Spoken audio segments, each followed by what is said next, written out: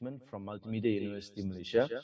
In 2008, he attended the USCF QB3 Global Bio Entrepreneurship Program in Business Administration and Management at the University of California, San Francisco, USA. He also has a certificate of Good Clinical Practice, ICH-GCP, from CRSU Faculty of Medicine, University of Indonesia. With that,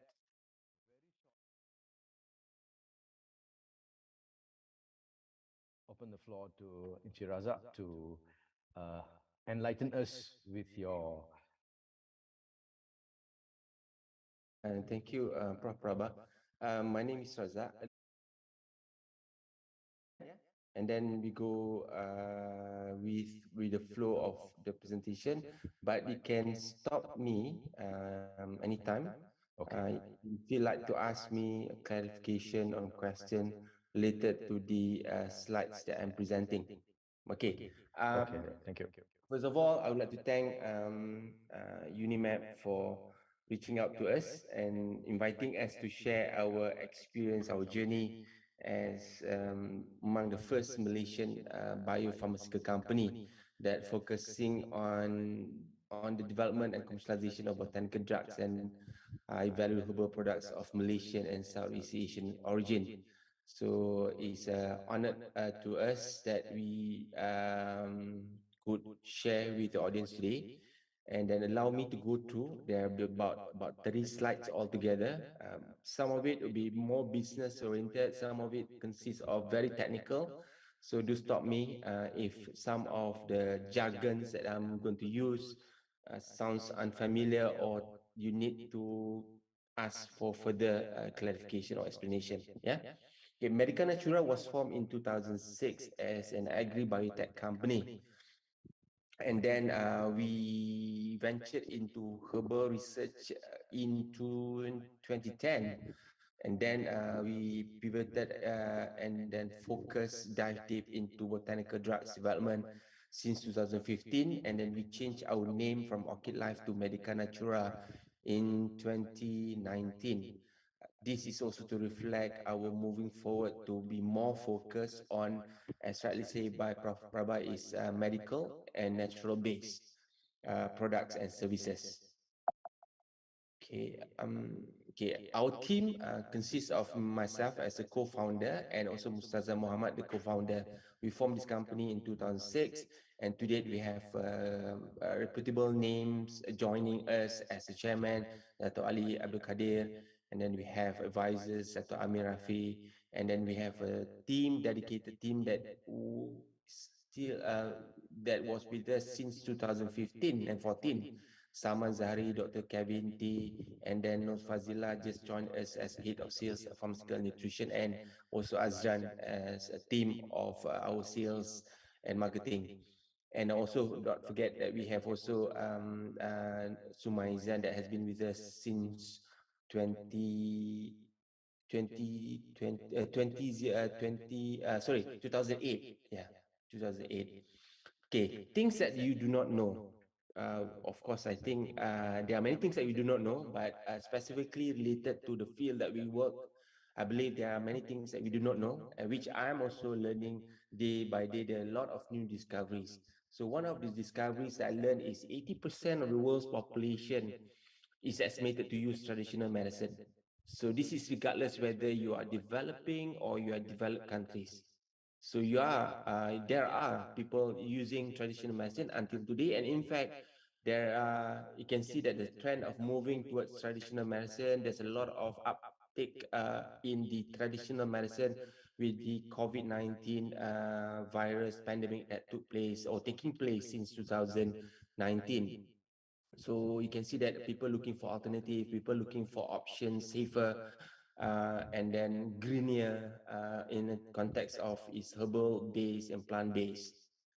Then many do not know the drugs, the synthetic drugs, mostly derive their active ingredients from natural substances because they need to find new active ingredient, and then normally what they do is they synthesize it But I guess this also you need to have access to the biomaterial, which is Malaysia has a lot of it that is waiting to be unlocked by our local. Then, besides the science, besides the consumer, the market size also is huge. It's a 348 billion USD estimated by 2028, the market size. So it's huge and it's growing. I believe it's going to grow bigger. And then this is something numbers that we cannot simply ignore as a country that has huge biodiversity. Okay, this is where I'm coming to Malaysia. Things that you Before you go there, Razak, yep. there are two things I want to ask. Mm. Uh, about your company, you mentioned only very little names. Does that mean your company is about what, 8 to 10 people only Oh, running the whole show? okay. We have a core team about 10, and then we have a dedicated team by project more than at times it can run to 100. So we Oh, that is where okay, this is where the entrepreneurship comes in, the skill of okay, okay, entrepreneurship. We when we set up a company, we have to identify what is the core and non-core that you need to focus. So the I see. focus is on light asset, meaning that you don't heavily employ people that you can only that you can engage outside. You don't need to have expensive, sophisticated lab where you can use that services from local universities, local agencies, or any other CRO companies. Okay, For example, that in our case, for our clinical studies, we engage local public universities, and then we work closely with local agencies, and then we send sample testing to some of the agencies in Malaysia, and we also send samples outside of Malaysia. And the same time also, we have a CRO dedicated out of Malaysia, which is they have employees about 1,500 people. So obviously, we cannot afford to have 1,500 people. definitely. Yeah. So we have to work smart in terms of managing our cash flow. So Nice, nice, then nice. we can survive until today, inshallah. So Okay. our game plan. Because some entrepreneurs they like things that you need to be fancy. They need to have a nice office, posh office. That will not give you practicality. You can Okay. impress people, but in the end, you only going to kill yourself. Okay. We are not here to impress people. We are only here to deliver results, and then alhamdulillah, we managed to secure and deliver beyond expectation, which is I will be sharing more in the Okay. following slides. Okay. Yeah. The Mm. other question is, you mentioned that 40% of our apa ni, synthetic medicine come from plant, is plant-based. Yeah. Can you just digress a bit about the Malaysian or maybe even global uh, cultivation of these plants? That means somebody is growing them in a business form. Nice. Is that being done in Malaysia or elsewhere? Thank you. Okay. One of classic example that people like to quote is, just give for example, if you kemunting China or kemunting China or periwinkle flowers, right? Where in local name known as kemunting China, that is actually anti-cancer, and then which is one of the compound vincristine is used and extracted and isolated, and then synthesize it and turn it into a very effective cancer treatment. Unfortunately, I think Malaysia policy tried to venture into herbal medicine many years before even Medika Natura was formed. But maybe they are too early, and then things are not as not many things are in place yet.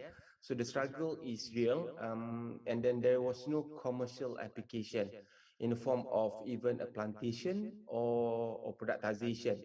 So to answer that, obviously there's no commercial plantation. However, there are efforts ongoing efforts until today. There are a lot of farmers planting herbal, which is across Malaysia.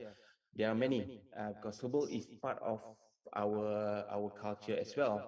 But taking it downward to turning into a therapeutic, not yet, not that we know of. Mostly they stop at traditional application as a tea or liquid, Gitu tuh nama.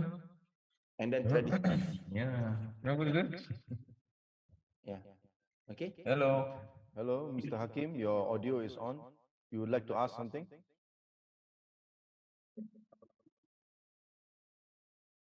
Hello. Yeah. Okay. Maybe accidentally. Okay, accidentally. Okay, all right. Okay, so yeah, as you were saying, Yeah. So so yeah. that means most of the growing that is done in Malaysia is a bit random, not directed, focused effort. Yeah, agree. It's more of a cottage industry, not as industrial scale, and then mostly stop at the traditional application. Okay. In your opinion, Mm. you mentioned that that company who started with the Kementing China, Nah, they couldn't make it into into a big form because of the timing. Is it the right time now? no, the Kementerian China was actually founded by Western countries, not by us. Okay, Although okay, okay. I All right, know right. Kementerian China, what I'm saying that in Malaysia we do not have the capacity those I days, see, I see, I see. and then capacity in the form of monetary, and then also know how to turn a natural product into. Oh, I see. I see what you mean now. So Yeah. is that in place? Do we have the necessary know-how now? Yes, we do have. This Is is why I will take through with you our experience in the development of botanical drugs in Malaysia, okay. where we work closely. Most of our work, 80% are involved local resources. Nice. Okay. Thank you, sir. Please carry on. Yeah. Okay. Okay. Things that you do not know about Malaysia, which is Prof. Prabha asked a bit earlier, where plantation, etc. But I want to dive deep bit more, where we have about 3,000 species of medicinal plants, and people only know Tongkat Ali, Kacip Fatima, as a mainstream, but we have more than Tongkat Ali dan Kacip Fatima, or Kacip Fatima dan Tongkat Ali. We have about 3,000 species medicinal plants identified that has potential for medical application. So this is where I say that we have the science, we have the technology to unlock these 3,000 to turn it into dietary supplements and as well as therapeutic product that has a global potentials. Okay. Another beauty about when you work with botanical or medicinal, or they call it medicinal aromatic plants, MAP, they come with a traditional knowledge, hundreds of years, it could be thousands of years, depending where which country you're from. But from Malaysia, in context, for example, that Kacip Fatima recorded about 400 years of use. So you can see the very strong traditional application in that herbs. And if you're talking to indigenous group, they can just tell you which plant that can be used for what types of diseases, and then to treat. So this is very interesting. And there's one book actually written by USM Gynae, Prof. Nick Haslina, if I'm not mistaken. Kenapa Kacip Fatima? Interestingly, she recorded the traditional context and the scientific context of Kacip Fatima. And then she interviewed some of the traditional healers, how they come about to know about Kacip Fatima. I remember that some say that they came through dreams. So that's how things work, magically. We do not know, but that's how they claim that it came through their dreams, and people telling you that through dreams telling them to use Kacip Fatima. But she also recorded the scientific part of Kacip Fatima, which is interestingly, another interesting part is relate back to the traditional context, which is I will be sharing a bit on that later, what we found out from our preclinical and clinical studies on that particular herbs. So obviously, there are a lot of publications on herbs in Malaysia. You can go to Google Scholars, a lot of research done by universities on obesity, diabetes, respiratory cancer, etc. Okay, if with all the numbers that I mentioned, the 3,000 and the research works that have been done to date, and then if we productize it into a commercial products, according to MOH TNCM blueprint or view, that could contribute to Malaysia GDP about 18 to 27 billion in 2027. But I guess this 18 to 27 billion is very modest. It's very the low numbers, or which is can go higher because the market size itself is a 1.6 trillion. So that is the numbers. And another interesting part is could potentially reduce healthcare spending of 13 billion by 2027. You know what the context of reducing healthcare spending? Why? Because of you look into the synthetic drugs treatment, it's always about treatment when you fall sick. If you're not sick, you will not be treated. For example, that only if you get cancer, then you only be treated to cure the cancer. But there's no prevention of you from getting cancer. So same goes with cardiovascular disease, CVD. Only you'll be treated if you are already artery blocked or you have already gone bypass. You have to take drugs to regulate your healthy heart. So these are the things that in the synthetic context treat only when you fall sick. So, but the beauty about traditional or natural botanical is they prevent you from falling sick. So that's why we have continuous daily intake as part of your dietary supplement, which is that could make a healthcare spending reduction because of people tend to more healthier than before. So that is the idea of reducing healthcare spending. And in capacity to develop your healthcare products and services, this product can be used and applied in patient Oh, care. So this is something that I guess that you know that uh, the government or the people would like to talk about food security. You know, we don't have enough eggs, we don't have enough that.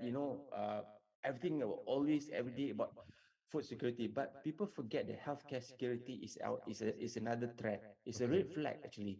If you look into COVID-19, 100% of our solutions are depending on the Western countries, right? So there's no local solution to take over what the Western is offering. So we are at the Correct. mercy, and we are lucky that we have deep pocket to spend some big money on procuring the vaccine. But again, where what happened if our pockets drying dry? Yes. So Correct. what's next pandemic? What kind of solution? Now again, the interesting part is we also learn COVID cause post-COVID, the therapeutic side. Again, the therapeutic also we depending on some drugs from another Western countries, which Yes. is by right, we should be starting developing our own therapeutic drug, which is could be derived from local herbs. So these are the things that government, I can say that fail to see that our healthcare security is as equally important as a food security. That's a very interesting point that you raised there. Yeah.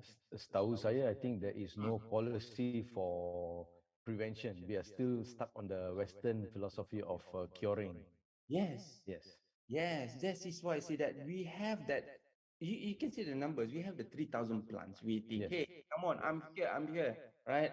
Yeah. And we have the numbers saying that can contribute, but Yeah. Yeah. Yeah. what the government does to this, what are we going to do with these numbers? Yes. Yes. So I think this is something that we have to seriously voice out to the government. Hey, healthcare security is another threat, not just food security, because in Yeah. another pandemic, we do not know when, how it will take place. And then if it's going to take place, it's not going to be very beauty, but it's going to be, I think, will be uglier than what we saw in COVID-19. In that sense, most, I mean, on the flip side lah, in that Mhm. sense, on the flip side, Yeah. kebanyakan of our traditional knowledge is either unknown or locked. Like for example, makan ulam lah. Ah, yeah, You this and that, and but nobody tells you what is each of those leaves doing for you yeah. and all that. And we are moving more and more towards Western food, pizza lah, Yeah. itu lah, ni lah. Yeah, exactly, exactly. That's why this is interesting. When we engage in our clinical study in local, public facilities, clinic kesihatan and hospitals under MOH, all the doctors actually came up with a very positive. They say proud to see Nice. Malaysian drugs is being tested, and Okay. they never question whether it's botanical or synthetic. To them, it's so long you fulfill the regulation requirement, Okay. get all the approvals in place. To them, you are the Equal. I equal see. I see. Oh, like that is nice. companies. Which is this I'm going to share a bit more on that, on how the difference, what is exactly the difference. There's no different. You'll be treated equally Yeah. Okay. provided you Uh, fulfill all the just regulatory requirements. So before you other move than that, on, you, I just want mm, to seleweng sikit. yeah, When you say we have those 3,000 plants and we can it can contribute to our mm. GDP and all that. Are we facing any threats from the big pharmaceuticals? Oh, okay, another good question. Um, Threat can be managed, mitigate through one is the biomaterial is indigenous to Malaysia. We are protected through the Biosecurity Act, which is Malaysia part of the signatory. I can't recall the exact act, but we are part of the global signatory. Our biomaterial belongs to Malaysia, not those days where they come over and take back home Yeah. our asset. Yeah. Okay, that's one. Yeah. That's one. Does NAFTA kacau this? No. No. This Okay. is something that and then okay, I'll talk about the regulation first, then we talk about the bilateral or unilateral tripartite agreement, right? Okay, now on that protection, and the second protection that come in is through your clinical development, which is data can be protected to proprietary or patent. Okay, that is what we doing, which is some strategies. The strategy we apply, we patent it, we file for patent, PCT, global PCT.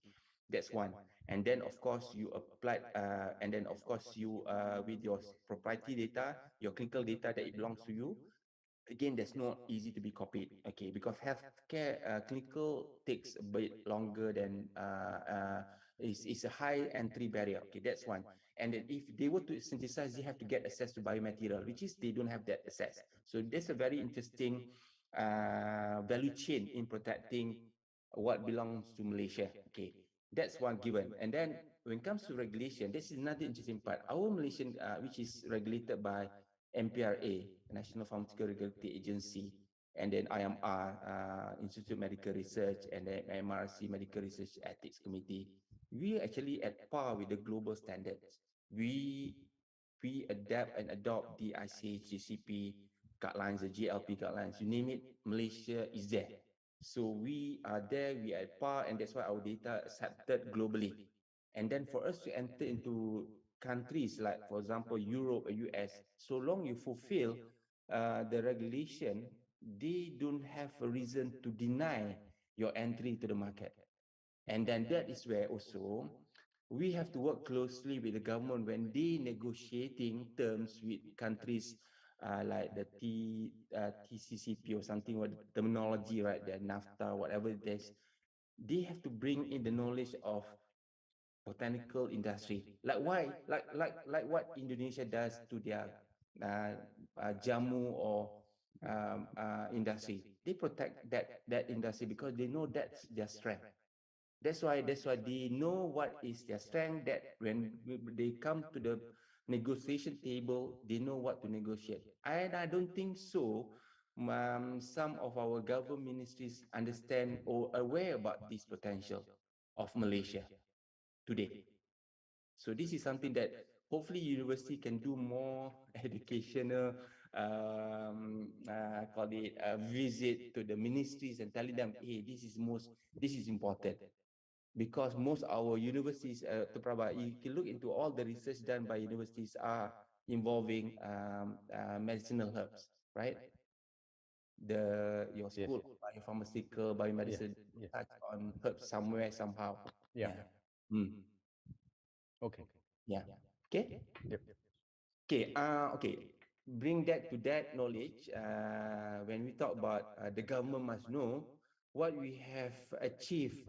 We managed to convince the Ministry of Science and Technology to adopt botanical drug and high value natural ingredient as one of the flagship in their National Biotechnology Policy 2030. which happen to be I'm the chairman under this policy of healthcare wellness. So we push for this flagship because the numbers is there. You can see that the potential is huge, and in fact, it touches on the job creation from low to high skills, from non-technical to technical, and then is a full-blown upstream and downstream, and there's no importation. At most, as I said, most of it, if I can say almost 90% or 80 to 90% will be locally made. You don't need an importation. That's why we don't have issues on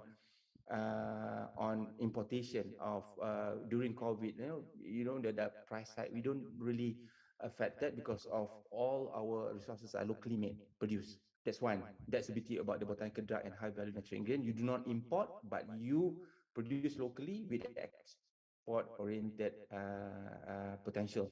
Another policy that introduced by MITI, Ministry of International Trade, Industry, if I'm mistaken the name, National Investment Aspiration 2020. If you go through the website, you find this National Investment Aspiration and then zoom into the pharmaceutical, you'll notice that MITI also have captured traditional medicine is one of the area they would like to develop further, and they go deep further with the API manufacture of high demand niche botanicals. API stands for active pharmaceutical ingredient, manufacturing of high demand niche botanicals. So these are the areas that policy already made available for us to realize it.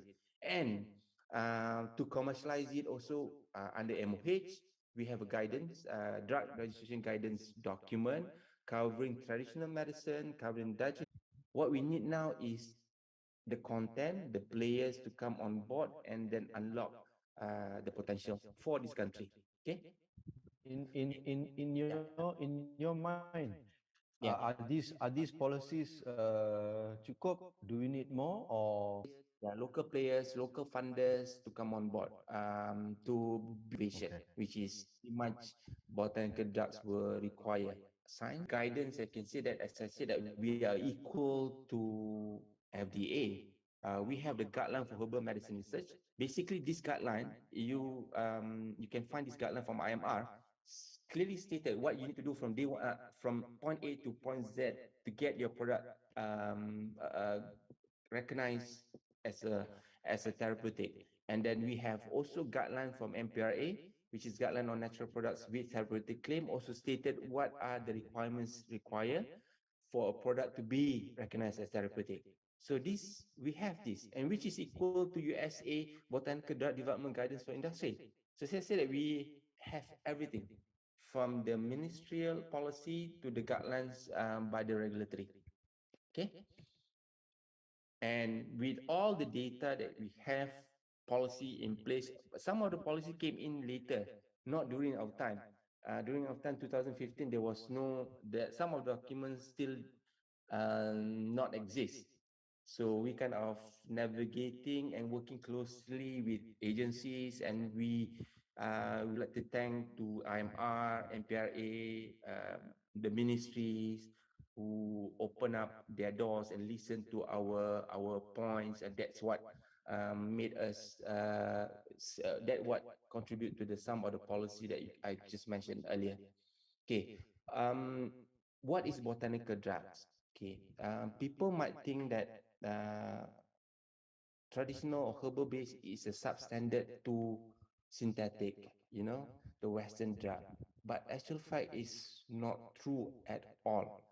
Botanical drug basically it's just an ingredient where you use and you extract it and you identify the active ingredient that have potential therapeutic effects and may also contain other plant derived components, and you test it preclinical and clinical.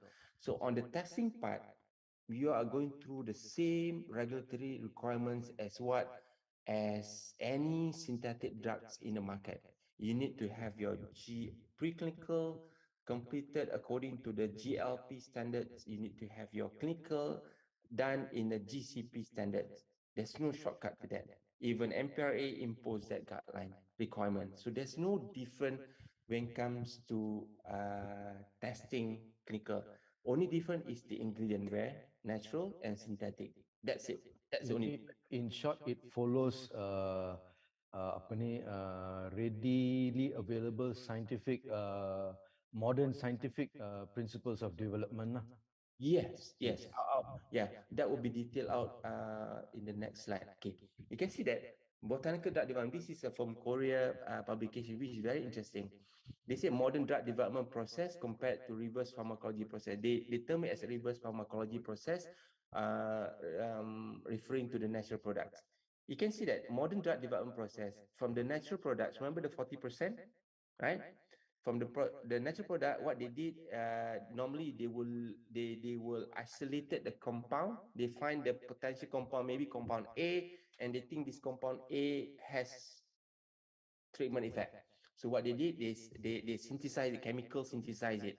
And then with this compound, they have to conduct a preclinical study, which is consists of safety and efficacy study. And then they have to complete the clinical study, phase one, phase two, phase three.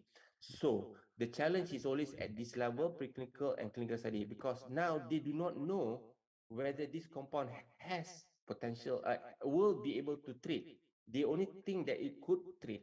So they have to go through. And normally this is a challenge. They spend a lot of money, and then some of the study have to be discontinued because they found out later that compound does not really treat. That's one. Okay. But when it comes to botanical drugs, it's a slightly different approach. We do not synthesize, we do not isolate it. What we do is we standardize. We standardize the extracts, we identify the active ingredients, and then we go through a preclinical and then clinical study. So the interesting about when you go through this, you carry with you. This is my graph actually. This purple is my own additional add on to this diagram, where you carry together with you the history of use, meaning that you don't go blind. The history of use of that particular plant will give you the idea what kind of preclinical study that you can test on animals and then moving towards human, which is nanti I'll share with you how we establish on our Kacir Fatima. And then you get the FDA approval. FDA could be MPRA approval as well. So you can see that the time takes modern drug 10 to 15 years, cost about 1 to 1.5 billion USD. But if you go by the reverse pharmacology process, which is botanical drug process, it only take about 5 to 6 years, and the cost is about 2 to 20 million USD. So you can see that a huge difference, but you get the same effect. So you're saying that you are not ignoring our traditional orang tua punya wisdom. Oh yeah, the Yeah. wisdom true, Yes. they Mm. it's Okay. 100 years, 100 of years. Yes. Yes. It's not over period of time. Oh, I think I can use, but the wisdom. I'll share with you how the wisdom reflected in the preclinical later. Very interesting finding. Okay, now one of our tasks given by the Ministry of Agriculture, which is we thank the government because they understand and they supported the Kacip Fatima. So the history of this, it was started by Arwah Prozari Ismail, which is passed away 2021, actually 2022 early, just passed away. So what late Prof Zahari did, he secured a funding from Ministry of Agriculture to test on 3 herbs: Kacip Fatima, Kadok, and Misai Kucing, focusing on obesity.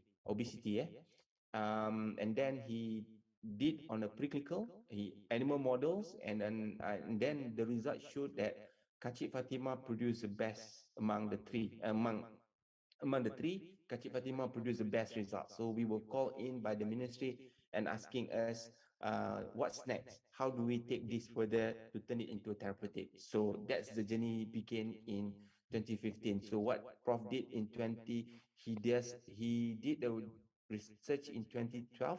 He completed it in 2014, and then we came in middle of 2015 to take it forward and then turn it into a therapeutic. So this is where the journey starts. And during this journey, there was no guidelines, most of the guidelines, and we are kind of more of guided by our discussion with with IMR, with MPRA, and then locally and internationally consultants that we engage. So we guided by that discussion and we take it forward. Okay, this is something that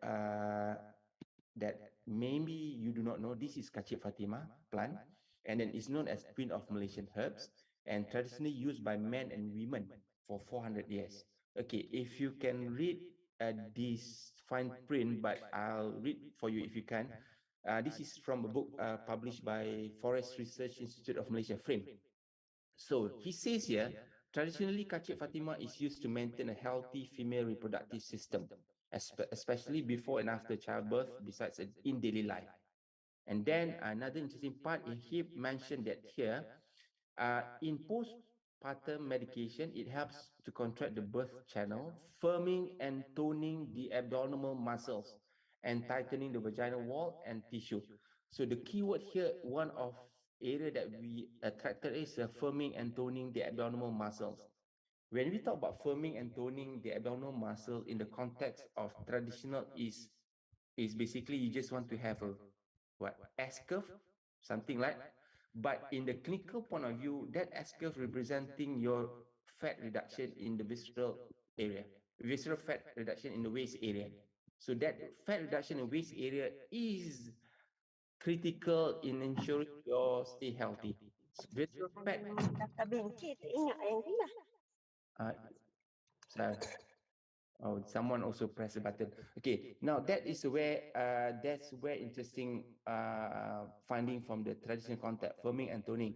So our focus in obesity is related to firming and toning the abdominal muscles. Okay, so this is something that we found out from the traditional context where we take it through the scientific and clinical pathway.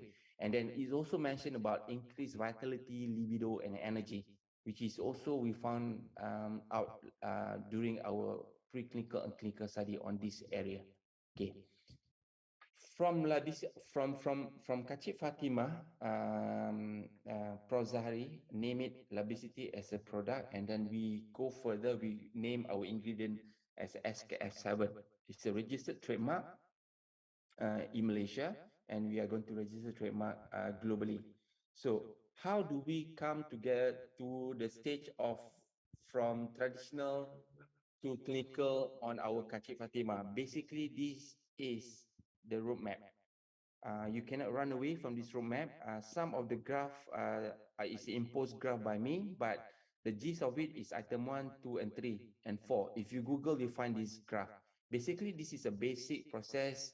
If you are in the clinical or biopharmaceutical school, you understand the in vitro and in vivo testing, and then human testing, data review, and surveillance. Okay, I go a bit deeper on in vitro and in vivo testing. Yeah, basically you have a basic research, discovery research they call it, and early discovery, applied or discovery research. Okay, and then you go for applied research, and then you conduct the preclinical. The preclinical consists of safety and efficacy. So you have to do this with a guideline guided by IMR document and MPRA. Those days there was no guideline, so you can do blindly or you can do, you guess, oh, I think this and that. But since you already have the guideline, please use the guideline to plan for your in vitro and in vivo testing, because your data will be only accepted if you meet the regulatory guidelines. Okay, if not, then it will be only as good as a publication. It cannot be applied in the human clinical requirement, which is it will be in human. So the clinical study human. So you need to complete this according to the guidelines. And then, but as I said earlier, at the preclinical early discovery basic research, the beauty about botanicals, you have the traditional medicine knowledge. You have the monograph, you have the pharmacopoeia. In Malaysia, we do have Malaysian monograph, a very thick document documenting most of Malaysian herbs with the potential medicinal properties. So you have that data to carry through your in vitro and in vivo testing. And then you go to the human testing. You need to have your set documents that meet the requirement of MREC, the Medical Research Ethics Committee, or any ethics committee in the university. Some university they do have their own ethics, but obviously that when it comes to regulation, you need to meet the MPRA guidelines. The MPRA guidelines stated clearly that before clinical study can be conducted, your test material must have safety data of OECD. Your test material must be produced in a GMP pharma grade facility, and then MRC will also require a protocol, and then your principal investigators must be a GCP certified, means that good clinical practice certification must they must have that GCP certification.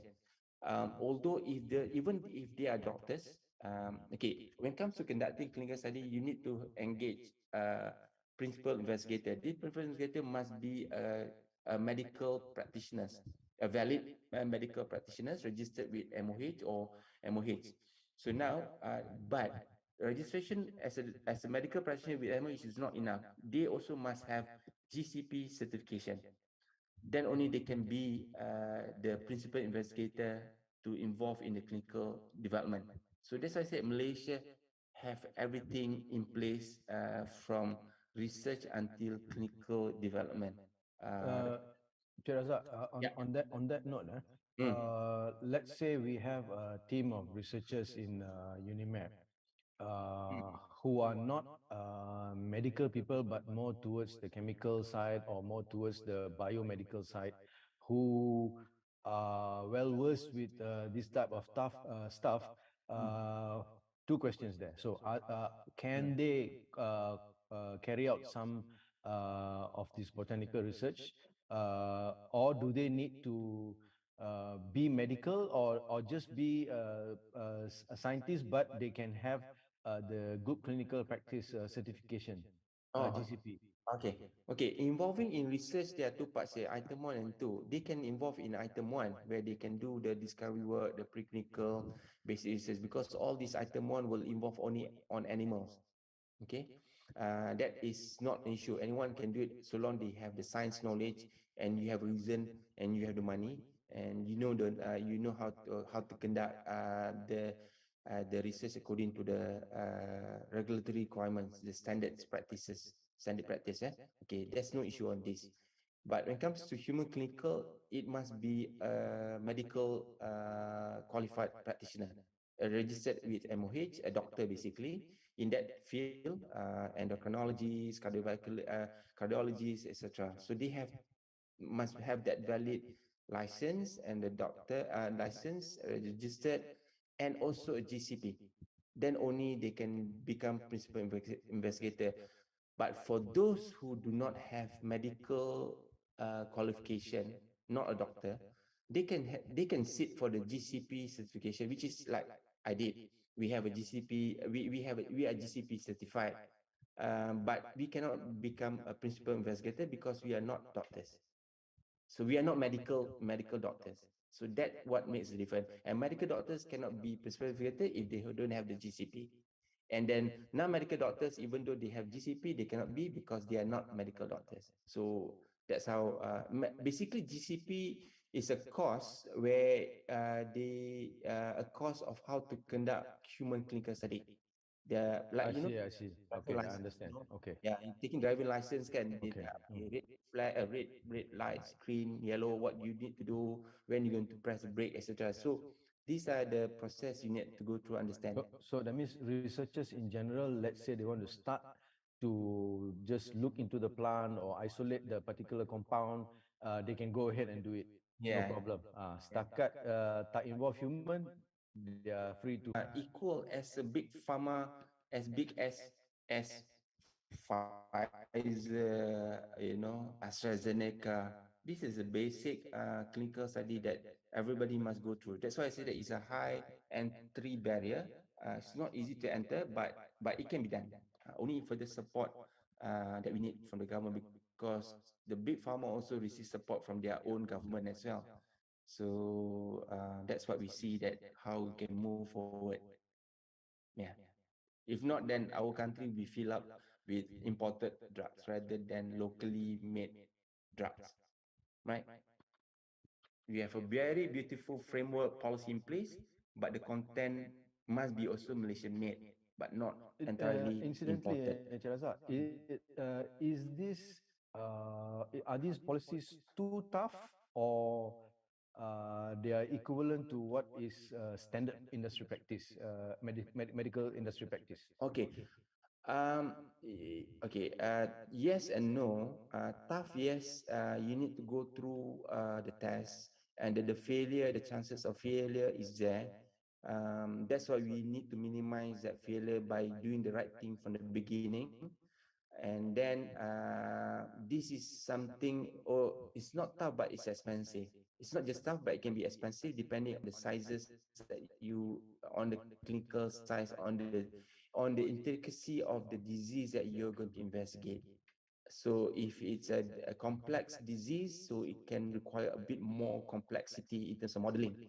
You need to adapt. Basically, okay, most of the universities local, yeah, public universities that I know, that I'm in talk. I've been, basically we were involved in many discussions with public universities. Most majority, not most lah. Basically, all research by the universities stop at the preclinical. That's why if you go to Google Scholars, you research on example, you take Pakcik Fatimah. All actually research. They have done research, tremendous research.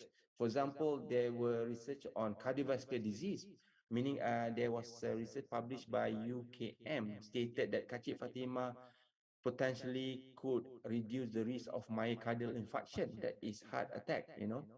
And then there's a research by UM and UITM stated that Kacip Fatimah could mitigate or treat diabetes mellitus. That is diabetic, you know. So that on the preclinical stage. And then also there's a research done on Kacip Fatimah has potential for anti-cancer treatment for cervical, for prostate, for breast cancer. So these are all published, but they stop at the preclinical stage because of, as I said, there was no funding, there was no take up effort to take it crossing to human testing. But again, you know, if you want to cross the human testing, you need to meet the MPRA guideline, which is stated your safety there are two parts, yeah, in preclinical in clinical study. In most important, before you cross to number two, there are two things that MPRA will require from you. First, your product, investigational product, they call it, let's say your Kacip Fatimah, must have OECD safety data. It cannot be OECD guided test. It has to be OECD GLP certified lab, which is we have in Malaysia.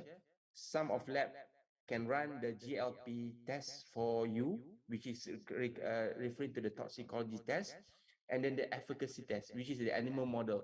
Example that if you want, you plan to conduct, example, let's say you want to conduct cardiovascular myocardial infarction using Kacip Fatimah. So your animal model must show that your Kacip Fatimah or your test material has that potential to treat myocardial infarction. So this data must be submitted to NPRA, must be submitted to NRDHM, must be submitted to MRC, because they will look into all this data independently. I say they independently, basically they can reject. Either party can reject. It doesn't mean that NRD, it doesn't mean that if NRDHM accepted, MRC accepted, MPRA will accept. No, MPRA can also reject or request for more info. So basically that has to be in place.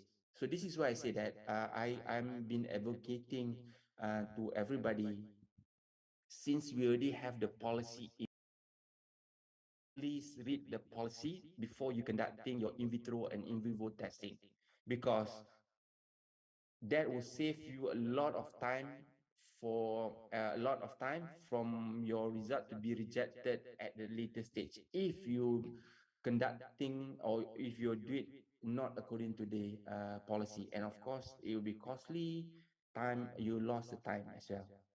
So that is when moving forward 2023.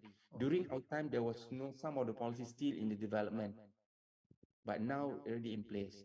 So that will also reduce the risk of rejection, risk of failure. And when you conduct the study, read the traditional medicine monograph to get the idea, the potential of your investigated herbs, because that also will save a lot of your time and reduce the risk of failure at the preclinical stage. Okay. So That, yeah. all right. That, Mm. that that's very important to know. I would like to throw a spanner question.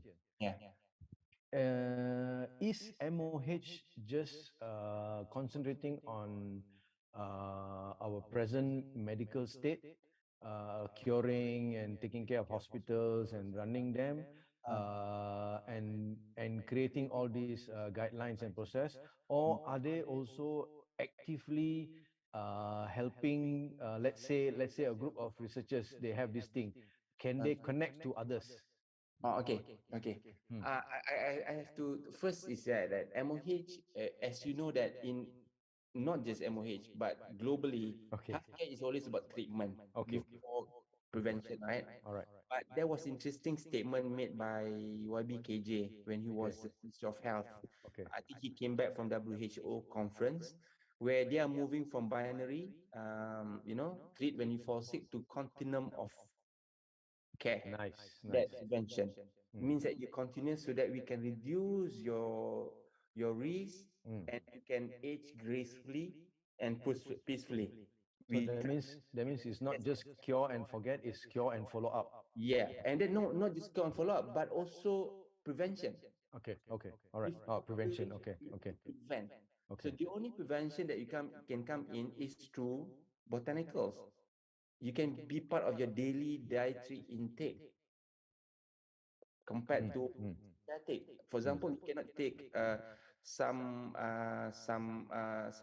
even some drug. If you take a headache, to cure your headache, you cannot take that on a long term basis. You only take when you have the headache. Yes, correct. You cannot take before. Oh, I need to take headache. Yeah, I correct, fall. correct.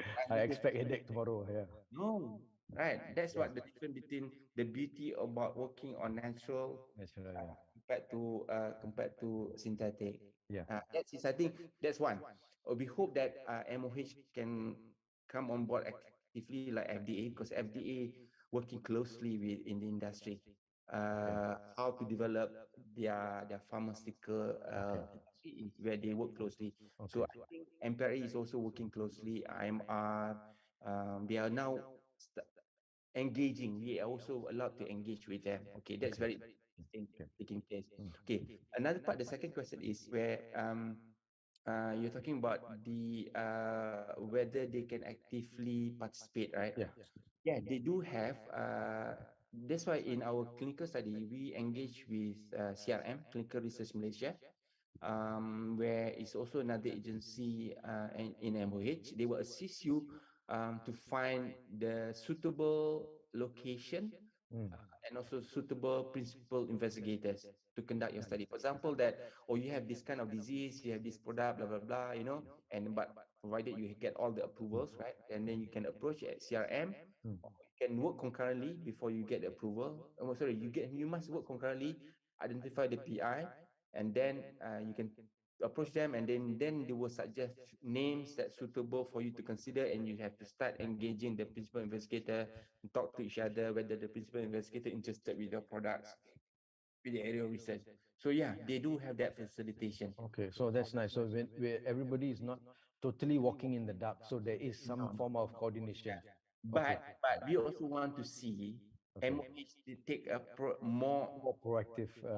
more more more bold, no, not proactive, bold step that Both open step. the doors for traditional medicine to be used in healthcare facility because it's regulated by MPRA. All our traditional medicines are regulated. Okay, you cannot sell your traditional medicine without getting the approval from MPRA. You need to have that approval before you can sell. So, by right, traditional medicine should be allowed also to be used in healthcare guideline by MOH. If Mm. you can have a cough syrup, right, ubat batuk, Yeah. why can't you have another traditional medicine? Yeah. After Yeah. all, you already approve it for traditional use. Yeah. Mm. Okay. Yeah. There's a question by Miss Robia or Dr. Robia, I'm not sure. Yeah. Good information, interesting, understand about our medical plant. My question is, which is a suitable method for medical plant screening for their active compound? Oh, okay. Um, Different. Okay, there's no suitable method, but basically what we do is we go by HPLC, LCMS kind of screening. We screen. We of course we do a literature review. We look into the data, compounds, potential monograph. We start with monograph. Monograph will give you some ideas what the potential treatment and active ingredient, marker compound, and from there you conduct the screening, and then you compare with any other third party publications and any related diseases to that area of interest. Then only you do the characterization.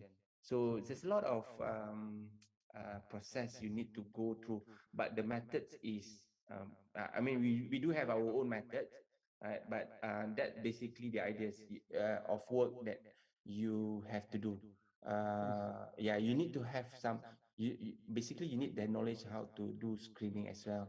Is there any documentation for this question that she asked? Like when you say Monograph? under under the, Yeah. oh, okay, under I the mean, monograph. Okay, all monograph right. gives you the Okay, idea of okay. what types of screening that you can do to proceed with your in vitro and in vivo testing. Yeah. And then read that guideline from IMR, the Herbal Research Medicine, that stated clearly step by step. We don't have that guideline before. So now you get, I mean, those who are coming after us will be make your life more simpler because the guideline is there to follow. Okay. Okay. Can I move on? Yeah. So next is what we have done achieved to date with our SKS7, which is we registered mark. First in Asia, multiple global regulatory approvals. We got FDA clearance as a new dietary ingredients. This is the first in Malaysia of Kacip Fatima to receive this clearance as a new dietary ingredients. And then another big achievement that we unlocked before the closing of year 2022 was the approval from EFSA as a novel food. So this is also another big achievement because also the first for Malaysia. First for Malaysia, first in Asia.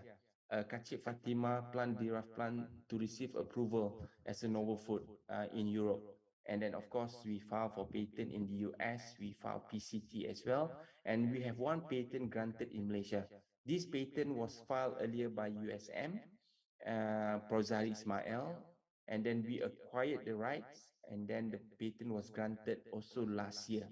So very interesting achievement that we achieved the last 8 years. And then we also filed for trademarks on our name, Medika Natura. We filed trademarks on our ingredient names. And it's also halal because it's very important, halal for the Muslim market. Yes, Okay. correct. So this, But before you move on, yeah. interesting to note that the EFSA puts you under novel food. Can you explain about that? Oh, okay. We plan to enter the market. Okay, the highest barrier of entry is therapeutic segment. You need to complete the human clinical study, then only your product can be used as a drug. Okay, but as I said that earlier, the beauty about botanicals that you can come in as a dietary supplement, not necessarily as drug only. Compared to synthetic, you can only go as a drug, but you cannot go as a dietary supplement, right? So our strategy is with the approval from FDA and EFSA allows our ingredient SKS7 to be used as a dietary supplement for daily intake. And then we can start selling, we can generate that revenues, and then we can use that revenue to pump in to conduct more studies, which is Okay. planned to do US this year.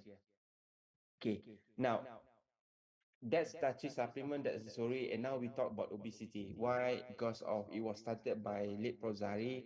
Prozari, he conducted obesity study, and then our mandate is to carry forward and then continue with the therapeutic clinical test on using our SK7.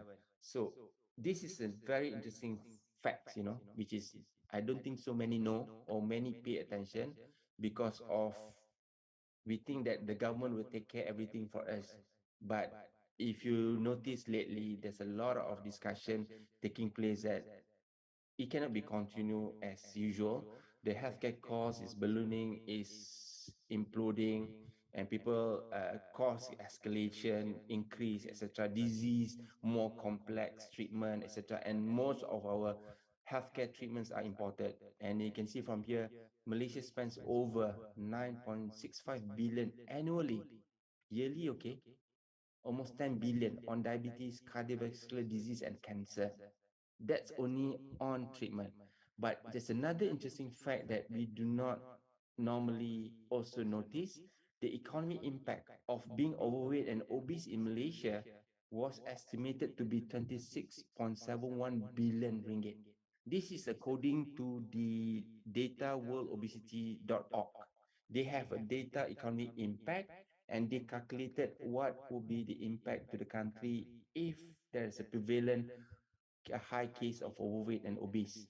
So Malaysia reported at 26 billion, and the numbers increase by year. If you go to the website, they will give you projection until 2030,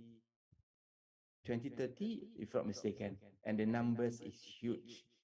So this is where we need to put a stop and find ways on providing alternative, not just alternative, but options to trade using local solutions. Okay, there's another interesting fact that many do not know, that obesity associated metabolic disturbances. This is taken from paper published Anti-Obesity Drug Discovery Advances and Challenges. You can see there's a complexity when it comes to obesity. It goes to mental, attention deficit diseases, depression, anxiety, panic disorders, cardiovascular. Remember the UKM paper where they published on cardiovascular disease using Kachip Fatima. So there's another potential. And then coagulation, okay, and skin, psoriasis. And then you have also arthritis, fatigue, physical impairment, back pain, because of you carry the weight. That's where it causes issues on your impairment. And reproduction, male infertility. You know that when you're obese, your testosterone level is dropped, and then your impotency could increase because of uh, it affected all your reproductive system.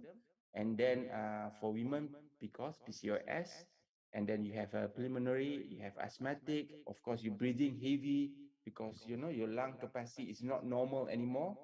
And then you have urogenital infections, and then you have this cancer. uh, yes, clinically established that obesity cause cancer, breast cancer, pancreas, colon. And then interestingly,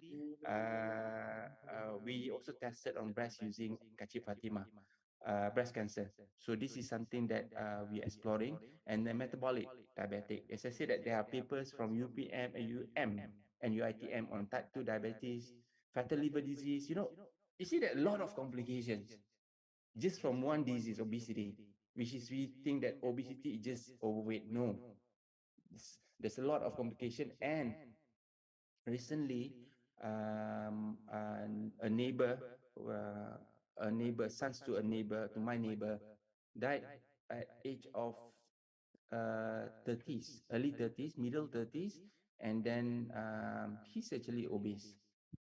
So you can see that obesity kills. People do not know, but that's how actually happening. Then and then synthetic drugs. That's why a lot of drugs try to find ways to tackle the disease. But when it comes to synthetic, there's a lot of complications reported. They call it serious adverse events.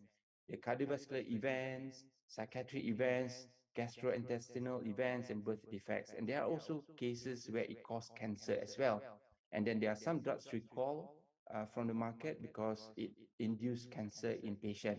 So these are the complex issues when it comes to synthetic, which is widely reported in many publications, in many regulatory websites.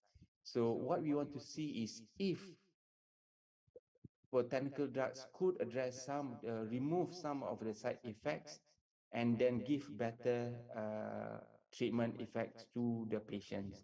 So, which is, we hope that through our work, we can do that to to treat obesity. So, how we do it? We go with our clinical study, where mentioned earlier, from Malaysian herbs, Labisa pumila, we tested clinically. It took us about 8 years of work from traditional to botanical, and then we got multiple approvals, and then we registered the product, and then we go with the clinical studies, and we conducted multi-center, multi-countries, in Malaysia, Indonesia, and also in India, phase 2 obesity study. So we have completed a study recently, and then essentially, from the results, these are the names of our investigators. They are from Clinical General Hospital Melaka, Hospital Seremban.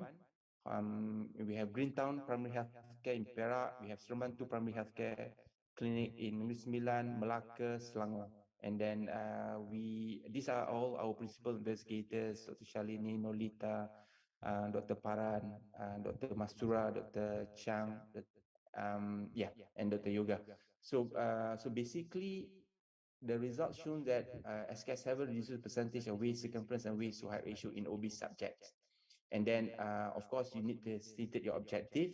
Our objective is to find the clinical parameters pertinent to obese human subjects, and methods is a randomized, double-blinded, multi-center, placebo-controlled phase 2 clinical trial was used to assess potential percentage of change in body weight, body mass index, waist circumference, and waist to height ratio in individuals with obesity. So these are the methods, and we tested it. And the summary, we found that for body weight, SK7 treated reaches almost 3% average difference from placebo, with 95% confidence interval, and then within 4 months. And then more importantly, for abdominal obesity, which is our focus is on the waistline and waist height ratio. We see that up to 4% and up to 5% reduction after 4 months.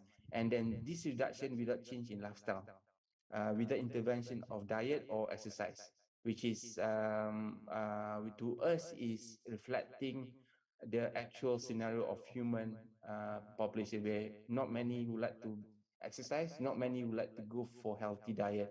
If they do these two things, we will not face any issues on obese pandemic in Malaysia, which is reported earlier, right?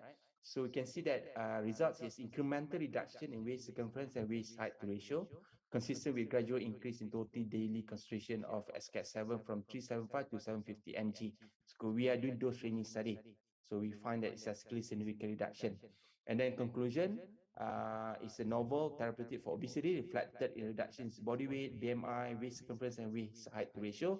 And then we are going for phase 3, bigger size population, to ensure that we produce the same results can be produced in phase 3, because that's what clinical study is all about, conducting phase 3.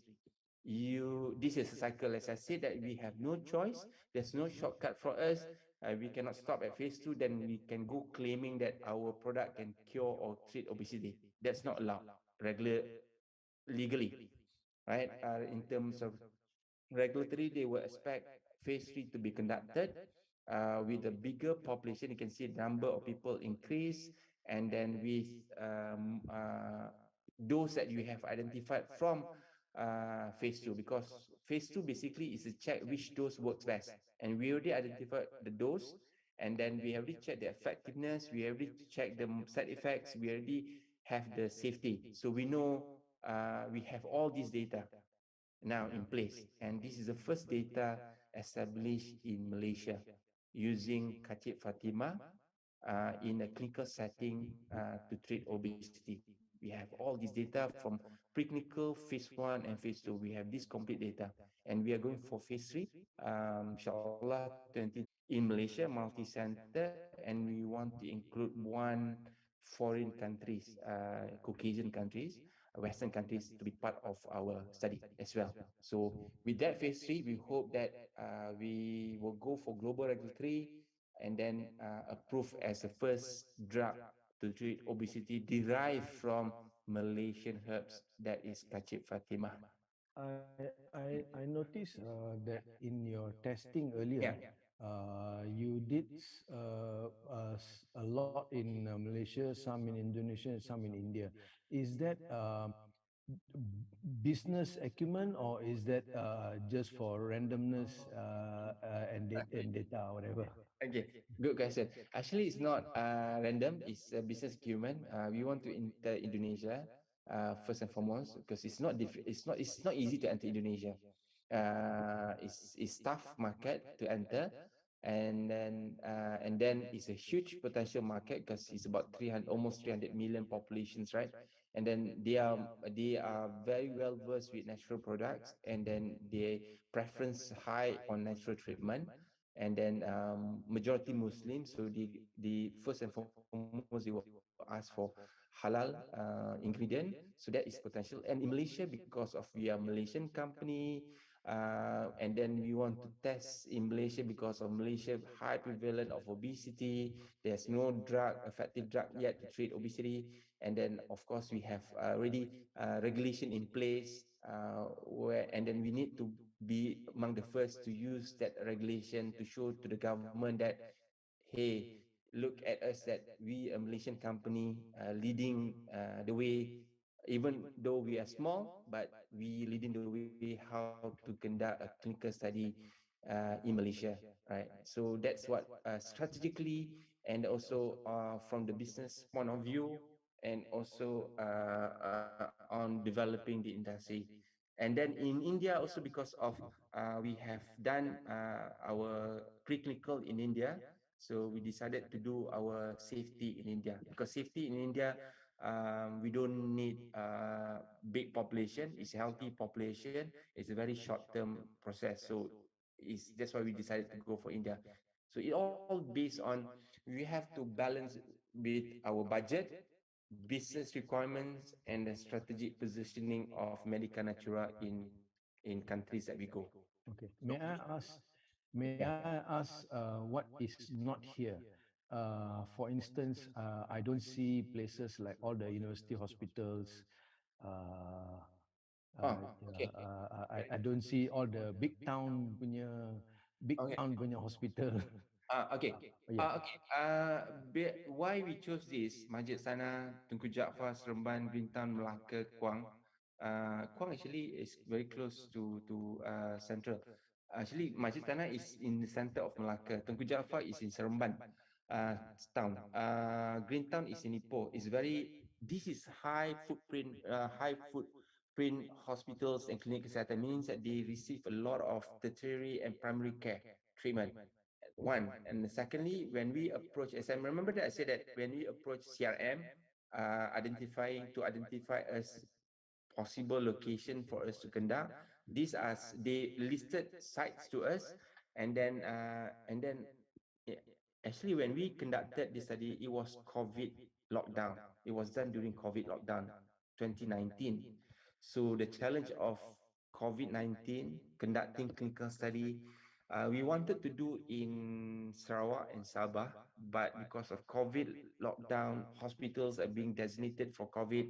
So that was cancelled, unfortunately, because of that. But we will plan to revisit that again, and then we want to go to slightly on the east coast, also because of COVID. So we take more central because of less movement of our CROs. You remember that during the lockdown there was a restricted movement. So that's why we are like, that's why we go by very close Perak, Melaka, Selangor, and then yeah, Perak, Melaka, Selangor, and Negeri Sembilan, along the line of within reach. Yeah. And then furthermore, they have a good sizable obese patient that we can recruit to complete our study. So all these you have to take into consideration so many factors. Of course, I cannot spell out everything here, but there are so many factors we take into consideration when we selected the center. And then why not university hospitals? Because of, as I said, that we focus on hospitals under the Ministry of Healthcare, MOH. It's a public facilities rather than university facility of um, uh, because of the population recruitment and then the right principal investigators. Yeah. Okay. So now, that as I said that we plan to go for phase 3, and then for safety and efficacy, and to make Malaysia first botanical drug to treat obesity. Okay, product pipelines, there are legal barrier and non-legal barrier. Um, we have um, we have a hands-on experience. We leader in this field. We lead the way. We secured the first FDA. We've secured the first EFSA. So it's nothing that we cannot do that we on plant material. We believe that we can manage, regardless whether they are ketum or cannabis. The only side that preventing us is the legal barrier that need to be uplifted to allow these two sensitive plants to be further clinically tested, because of it's important to the healthcare treatment. In fact, I forgot to mention another legal barrier is the magic mushrooms. Malaysia also have a collection of magic mushrooms, which is giving a psychoactive effect. And then there are countries, developed countries, for example, Australia, US, Canada, start looking into the magic mushroom psychoactive ingredient to treat many severe depression disease, depressive, severe mental health disease. So these are the areas that we hope that the government will take into consideration the healthcare benefits of this plant. If they want to argue from this plant being abused, there's nothing stopping people from abusing anything under the sun. People can still abuse even simple ubat batuk, cough syrup. People can abuse that. They can overdose. In fact, some drugs, painkillers can also be abused. They take beyond their required dose just to get, and then painkiller can be also addictive, and then all that can be abused. There's nothing stopping people, human being, from abuse. But what I say that the majority, what we want to see is what can this plant use in the majority context to treat the disease that we are facing, the complexity of the disease you are facing. And then for mention that our SK7 received the approval to conduct study on COVID-19, phase 2, phase 3 from ethics committee in 2020. But unfortunately, the center that we want to conduct the study was closed down, and it affected with the approval of the study. So you can see that there's a potential of ingredients of locally made ingredient to test on complex disease such as COVID-19, which is we have the documented uh, proof that we have received the approval from ethics to conduct phase 2, phase 3 in category 3 COVID-19 to look into treating the inflammation caused by COVID-19. So that is where he said that there's a lot of potentials. And the non-legal barrier, of course, you have camphora, centella, ginger, also sulfur, and many more. So these are some examples. So um, we don't foresee any difficulty because we've gone through that difficult path. We learned through that the last 8 years plus 2 years from late Rosari, altogether 10 years. And then we believe that nothing is impossible anymore when it comes to botanical drugs development for Medika Natura. Okay, with that, I think this is my last slide. It's our product lines, Obesity. Please, you can visit or contact me, and then to know more about this product, and available online through labisity.com, and also selected pharmacies, Malaysia, throughout Malaysia, Sabah, Sarawak, and then Pervira coming soon as well. And then with that, I end up with Aristotle name quote: "Nature does nothing uselessly." So God give us Nice. the biomaterial, so we have the brain, we have the policies, we have the capacity, and use that wisely. Thank you. Yes. Thank you, Encik Razak, for a fantastic talk on both the potential for developing therapeutic medicines from Malaysia, as well as the business possibility and acumen for reaching all those targets. Very nice indeed. Yeah. And congratulations to you for all your achievements for you and Medica Natura. Yeah, thank you This so is much due. for that. Yes, Yeah, yes, yes, it's a long, tough yes. journey. It's a very long, tough journey. Yes, Long, yes, tough yes. journey. I haven't touched on the funding side. That's another nightmare for Malaysian companies to grow locally. That is another setback. It's a huge setback for us where, some people, they claim they have the money, they have the fund, we want to go for innovation, we want to go for STIs, but none of them really understand what we do, or none of them really appreciate the long-term views of what we do. So we have to go outside and we have to raise funding from foreign investors. Can you imagine that? How sad it is? Yeah. I've heard of this many times over, that the Malaysian state of funding is not very forthcoming, not very positive Yeah, they don't. on many stuff. They basically, we engage. They ask us. They don't really. They don't understand. Basically, I can put it bluntly. They don't understand. When we talk about clinical study, they say, "Why do you want to do clinical? What is this? Is this another academic exercise?" So it's a sad thing. It's a sad statement coming from those who are supposed to support the STIs, or science, technology, Mm, engineering, mm, in Malaysia. mm, But we hope that things will change soon. mm, Hopefully, we always pray for the best, which is we did. mm, When we came in last 8 years, there was no guideline for us. We maneuver, we navigate, we talk to many, engage with many locally, internationally, and then we learn from their experience, and then we did it, and we achieved. So I hope the same will happen on the funding side. We hope that with our story, with many more to come on board, the funding will start to see the importance of healthcare investment in Malaysia, right? okay. Not Okay. just not just vaccine, but on the therapeutic side. Are there any other companies like Medica Natura in Malaysia? There are. We do have counterparts working on different herbs or working on similar herb, but we are the only one who receive FDA, and Yeah. the only one. Okay. So we claim we leader in this space. Okay, all right. Yeah. Mm. Nice, but nice Uh, to hear, but Hello, sayang. Prof. Yeah. Can I Carry ask on, please. questions? Yes, Yeah, yeah. sure. Hello, I'm Umi. Yes. So my question is there any medicine that to treat obesity if we can just patch it? We don't need to take it orally. Is it Mm. exists? Because Yeah. sometimes you feel like, okay, when you want, when you have it orally, then Yeah, I it know. has other effects. Yeah, thank Yeah. you. Yeah, it's like macam smoking cessation, right? You patch the nicotine patch, right? Then Exactly. Yeah, something like that. I know that approach.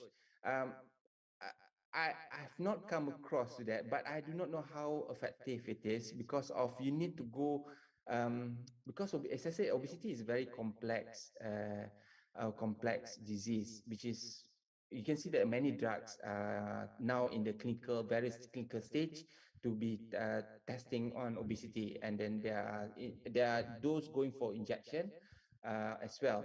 That's, I know they localize, they inject, they I've seen it before. There's one company, I'm not sure whether they managed to pass through the clinical or not, but they inject that their synthetic ingredient in that location, and meant to burn the fat in that location. I've seen that many years ago during at one of the exhibition, but I'm not quite sure whether they managed to pass through the clinical stage or not, because regardless, regardless of methods that you want to prove, whether it's patch, whether it's oral, whether it's yeah, external or internal, right? You need to pass the clinical. If you can prove that at the clinical stage, then you are there. It's just a matter of now, before you go to whole process of working on the patch, external patching or like sticker approach, you want to know whether it can be whether it's effective or not, because of in a clinical setting you need to conduct plus the gold standard is a placebo double blind multi-center randomized study, meaning that you need to have a placebo control study. And then that is where the tricky part is, because placebo effect is real in clinical setting. People, we've seen that in our study, the placebo effect where the patient thinks that they are taking our SK7, but actually they are only taking SK placebo, but we see there's effect. But of course the side effect, the effect of placebo is not a prolonged, but clinically is accepted. That's why is critical to look into the end game as well, not just the fancy of, oh, I want to use patch to do the disease treatment.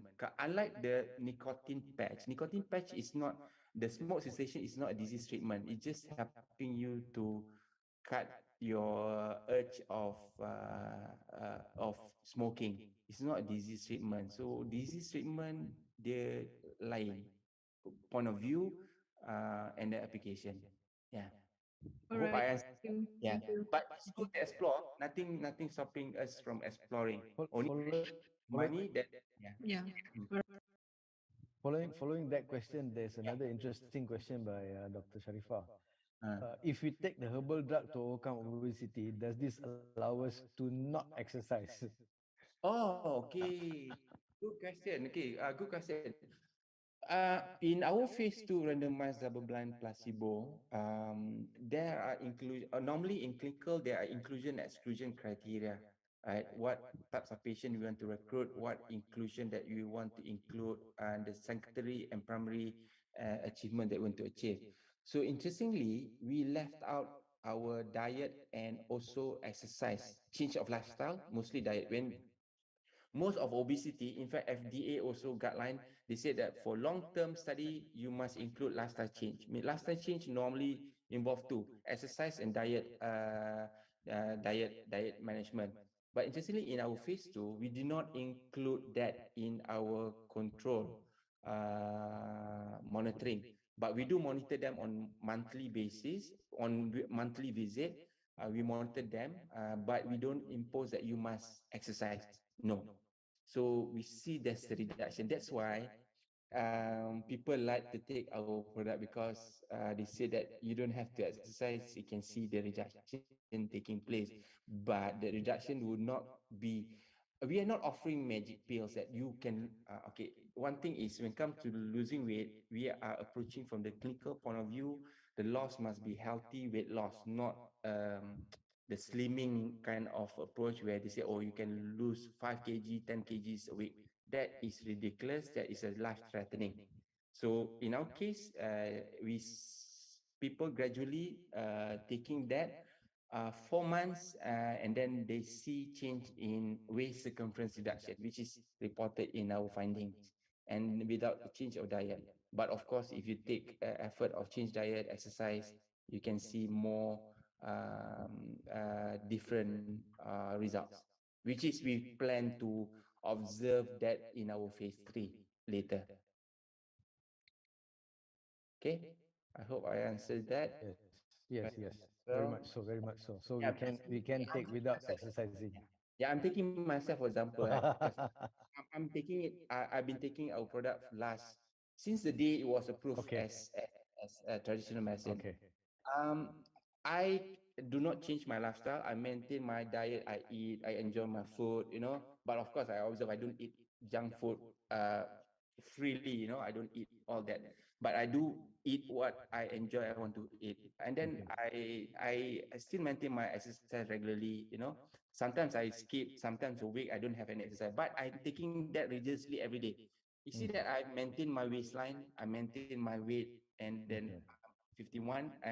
If you go by my weight, about I'm 86 kg, Mm. but my waistline is only 31 or 32. But if Okay. you compare my weight with someone else, 86 kg, I don't think so their waistline is 31 or 32.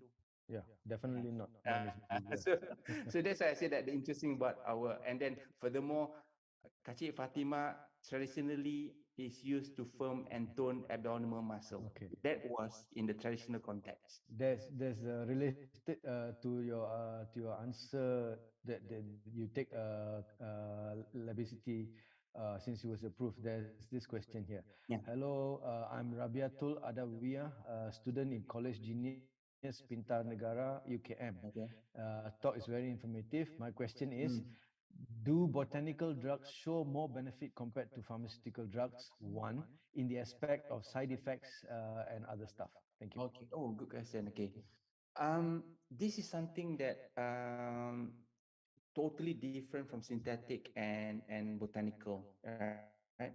Synthetic, remember I said normally they will isolated the compound and then they will synthesize single compound, meaning that from the thousand of compounds they found in that particular plant, they will isolated one single compound, name it, for example, A, and then they synthesize A and then they test A, hoping that A can treat that disease. Okay, that is where the tricky part is. They focus on one compound to treat one particular disease. Okay. Unlike botanical, we do not do isolation. The most we do fractionation, but we go by standardization. We identify the active ingredient. We characterize a group of compounds, okay, and then we test on human. So that's a term that the Western recently found out after experiencing cannabis. They coined the term entourage effects. But in the our context, the entourage effects are really widely reported in all traditional medicine. Entourage effects means that it gives you all the multiple benefits, you know, from taking herbs. That's why in Chinese medicine, they have a cold and hot. In Malay also, they have cold and hot, right? And then they have this yin and yang. So these are the contexts where the balance, it gives you the overall effects regulating your metabolism. So this is why we notice when people, okay, we notice, yeah, this is what we captured during our study and also feedback from our customers taking obesity. They, when they tested, we also ask question whether they have any experience of period pain. For those ladies participating in our study, we don't take we take only active years of a group, not and the postmenopausal excluded, and then we take the also active, and then normally ladies who are there menstruate, they have pain, experience pain, period pain basically. So we asked them before and after. They came back. Remember, this is placebo. They came back. Those, some of them reported significant improvement in pain management, and which is relate to the PCOS. That's one. And then also there was a customer, uh, several customers actually came back, and then this is again, we don't want to make a clinical claim, but this is I'm sharing about what customers experience. They, and then they say that reported energy improvement, focus, and then some reported menstrual cycle improvement, which is not surprising. Kacik Fatima do report on have a traditional context for menstrual cycle, menstrual pain management, and then there's one part where Prozari, he conducted anti-fibrosis study on using Kacip Fatima, on our Kacip Fatima, and then found out that it could inhibited the fibroid size. And then we have customers who are taking it, and then they confirm from the report from gynae, their fibroid shrink from before and after taking our product.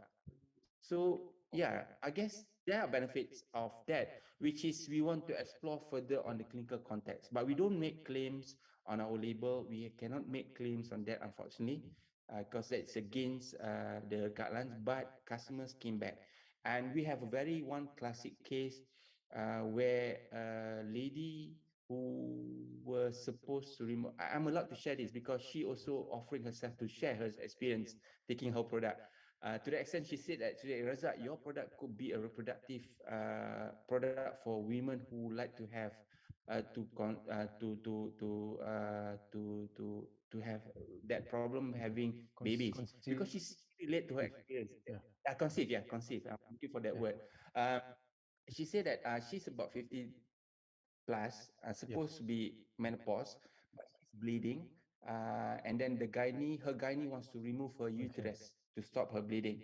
Okay, and she's having this as problem in her 30s. Okay, and but she only know us when she Mm. was in her 50s. So she was introduced to us by a friend. And then I gave her sample. I said that maybe, but I don't guarantee. But you can try because our Kacik Fatima memang ada Mm. anti-inflammatory data. Gallic acid. Gallic acid is known because we standardize gallic Mm. acid. Gallic acid is known as a potential high anti-inflammatory active ingredients. So we say that maybe you could try this. Who knows, right? After all, we have preclinical data shows that it shrunk the fibroid in animals.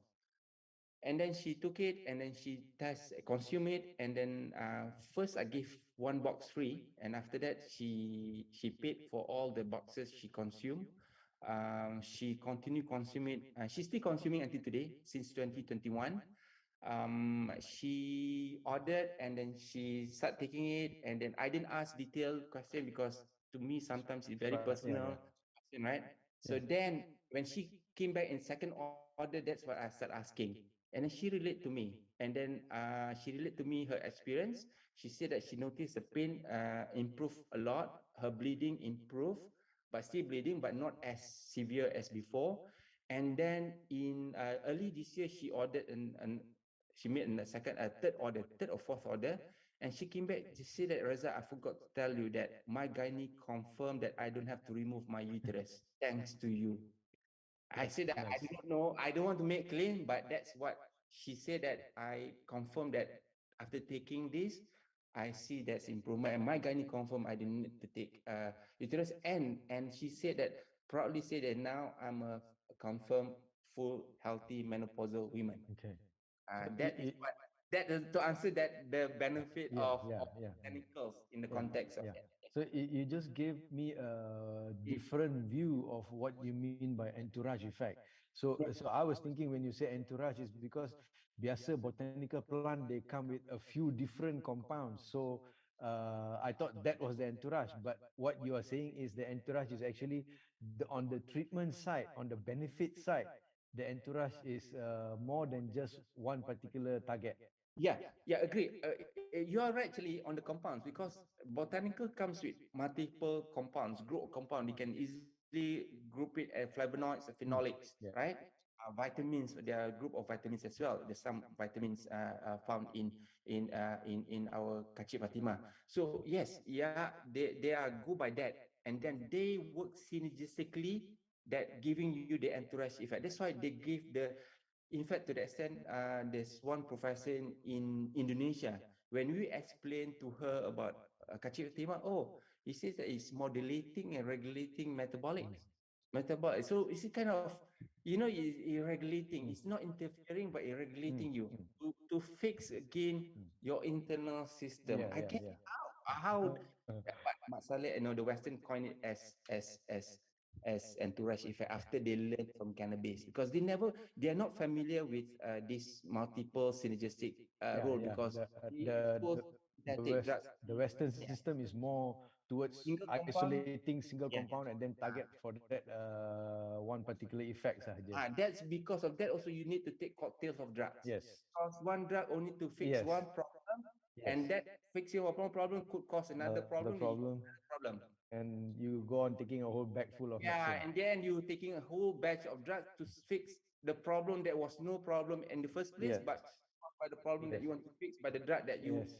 try to fix. Yes. So it's Yeah. uh, so Uh, that's something that new totally different from that synthetic and botanicals. okay, there is a question related to that herbal medications. Yeah.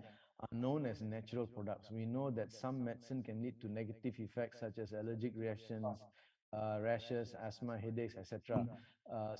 Severe side effects have also been reported. If the clinical study found severe side effects to human, what approach will you take, and how long does it take for the clinical study to be completed? Okay. Another good question.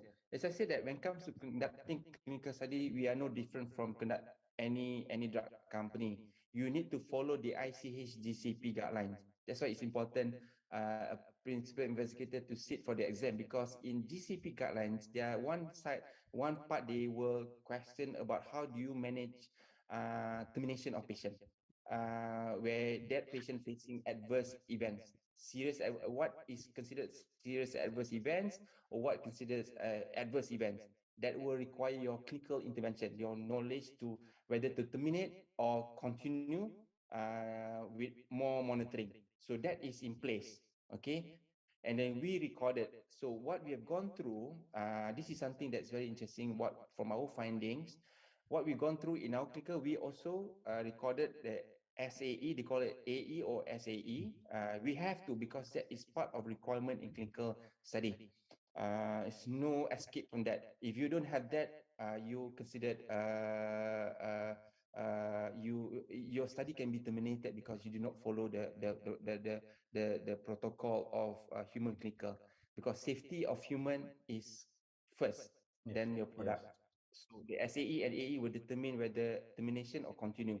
So in our study, what we found out that if you go by the obesity drugs that reported, or some of that recall, which is induced cancer, some drug, we noticed that in our study, there was no serious adverse reporting event, which is, for example, heart palpitation, you know, they kind of, I don't know whether heart palpitation considered serious adverse events, but that reported what I mentioned earlier just now. Yeah, for example, this I give this. I think I mentioned that in my yeah, that we don't have the cardiovascular events, we don't have psychiatric events, we have we have mild gastrointestinal events where our SKS7 cannot be taken on empty stomach. Mm. If someone taking it with empty stomach will have nauseatic, but we don't have vomiting, we don't have diarrhea. That's something good, which is some obesity drugs will cause you diarrhea, will cause you vomit,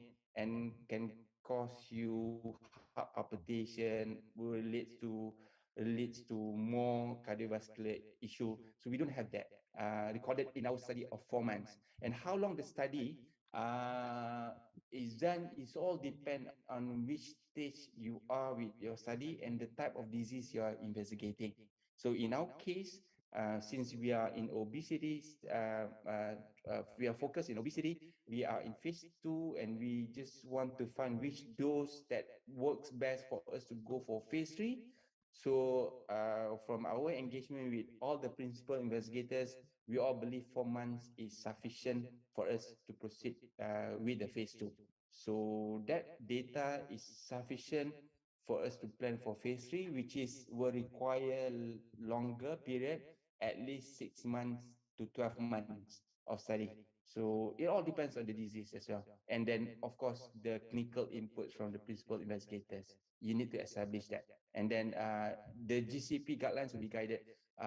Let's see if there's a life-threatening events taking place during that study, you must, the doctors will take drastic action terminating, or if there's any serious adverse events taking place, since it's a placebo and since it's a placebo study, they will do the unblind. They call it unblind to open to see whether this patient is on placebo on the investigational.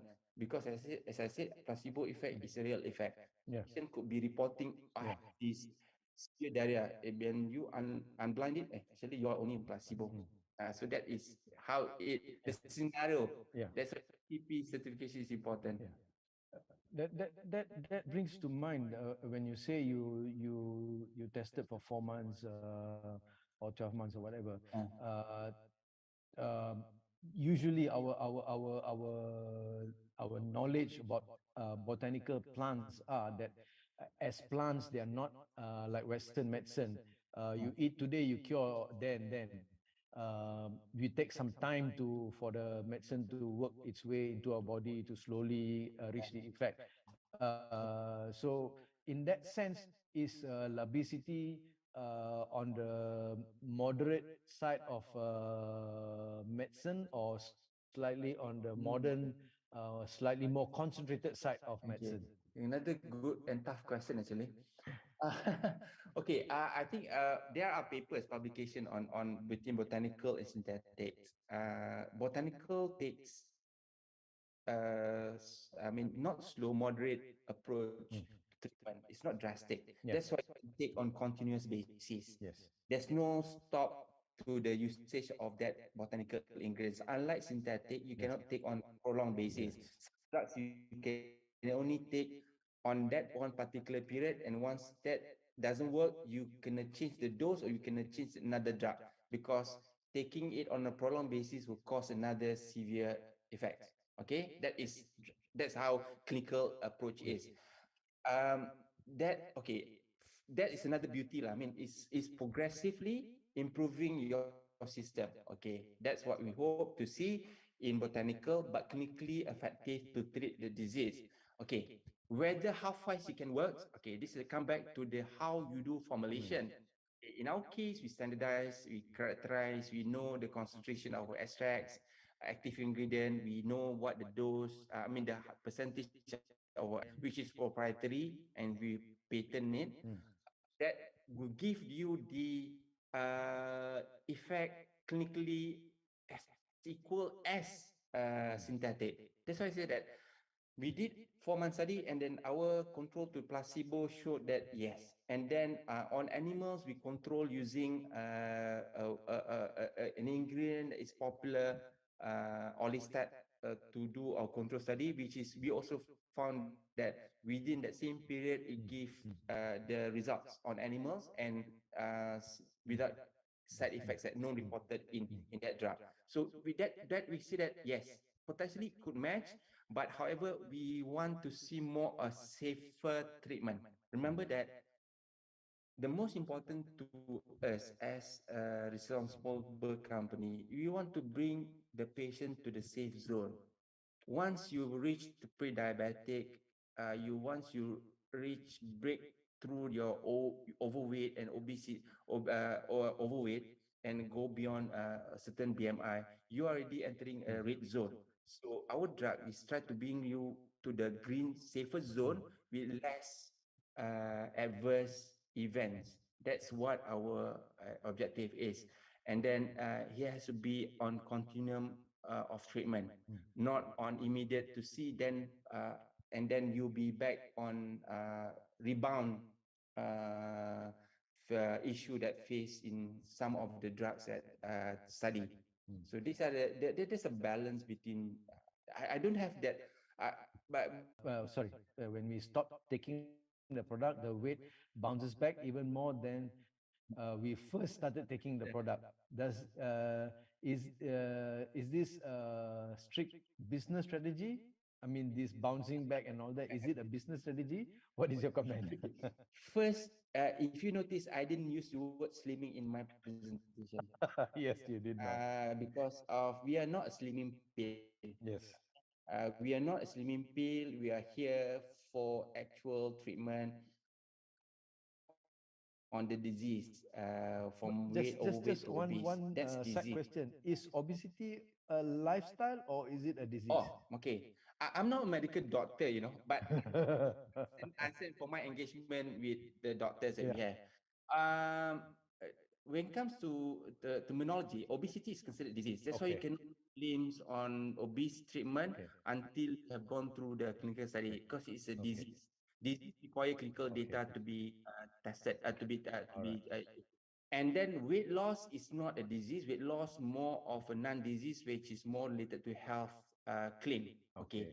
Whether it's lifestyle or genetic, it can be both. It can be Okay. lifestyle, it could be Okay. genetic. Okay. Lifestyle could be your Eating eating, your habits. Yeah. lifestyle of exercising, your stress, and then your other medications, Mm. because some medications will also Mm. induce weight gain, induce your appetites, and then right.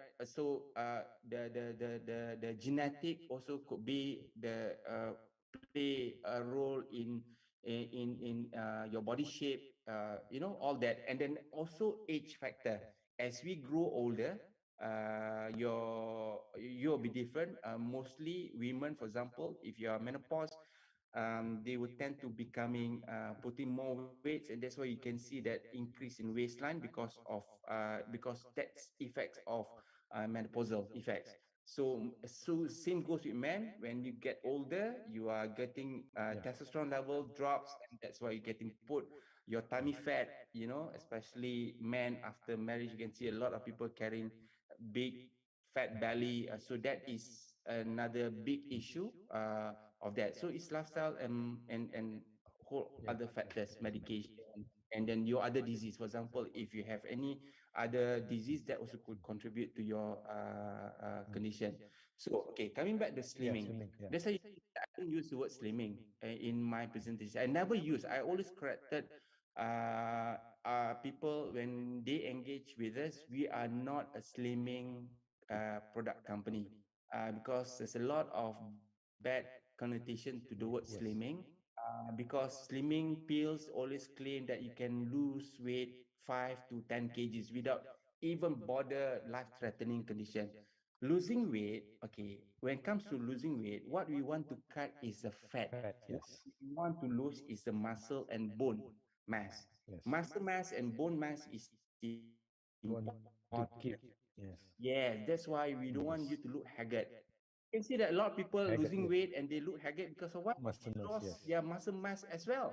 We don't want to do that. We want people to look healthy when they lost weight. That's why in one of our in our center, one of the center that we asked the doctor, can you tell which one is on placebo, which one on treatment? They said, Razak, we can tell because before and after we can see change in waist circumference.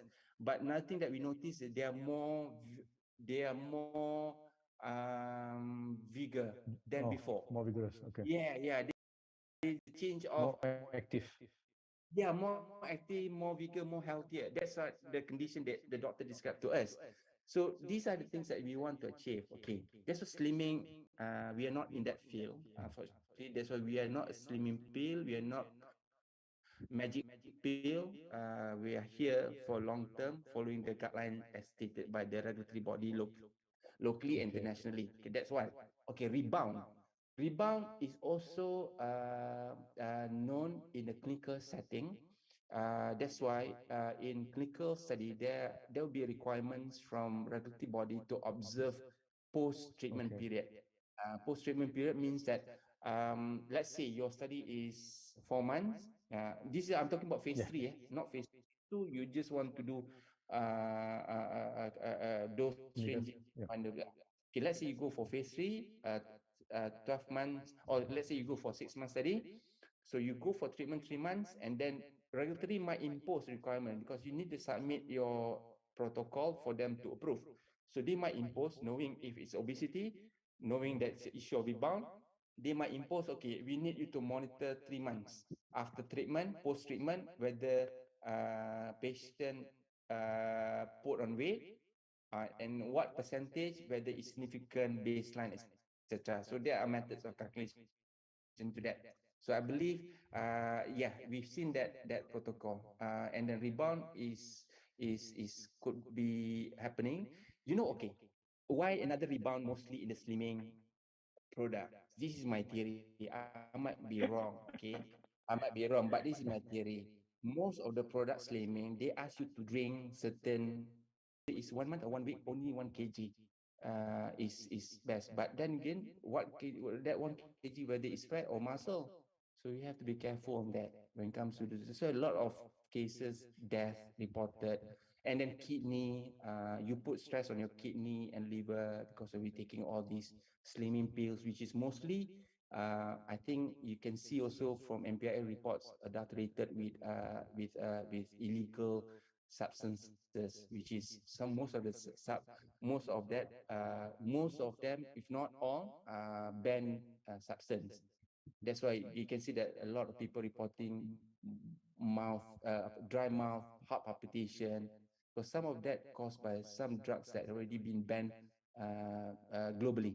So they have to be careful lah on taking slimming pill, and make sure you take only what MPRA approved. At least there's a MAL number on that box. Without MAL number, please don't take.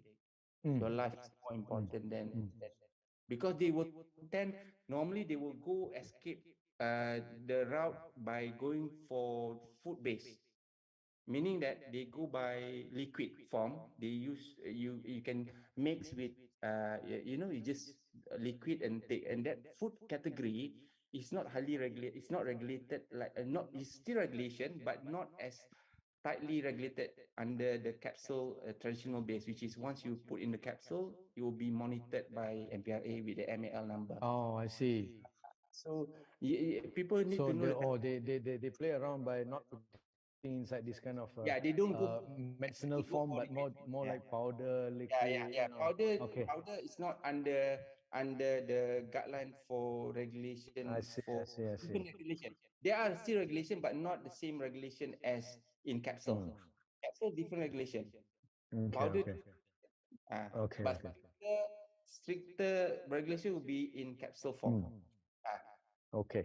There is an interesting question here by a certain Encik Hisham. yeah.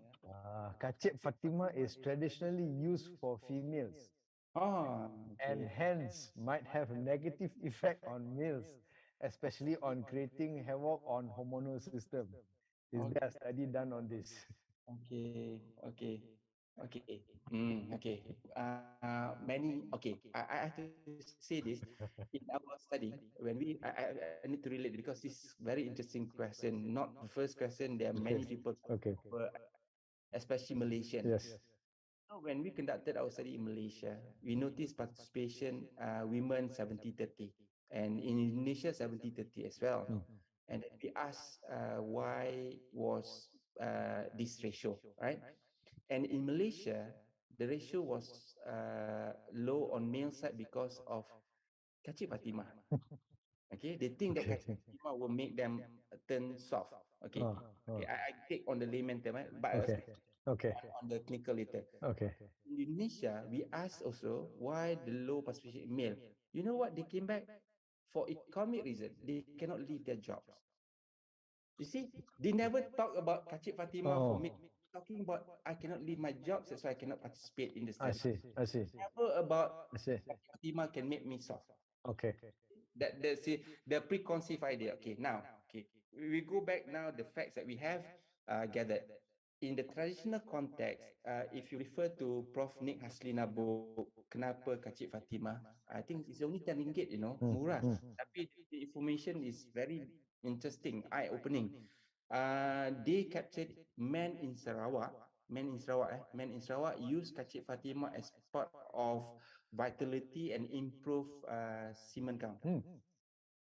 Yeah, that is what memekatkan air mani. Mm. They said that's the term used in to capture that man in Sarawak using Kacip Fatimah. Okay, that's the traditional context.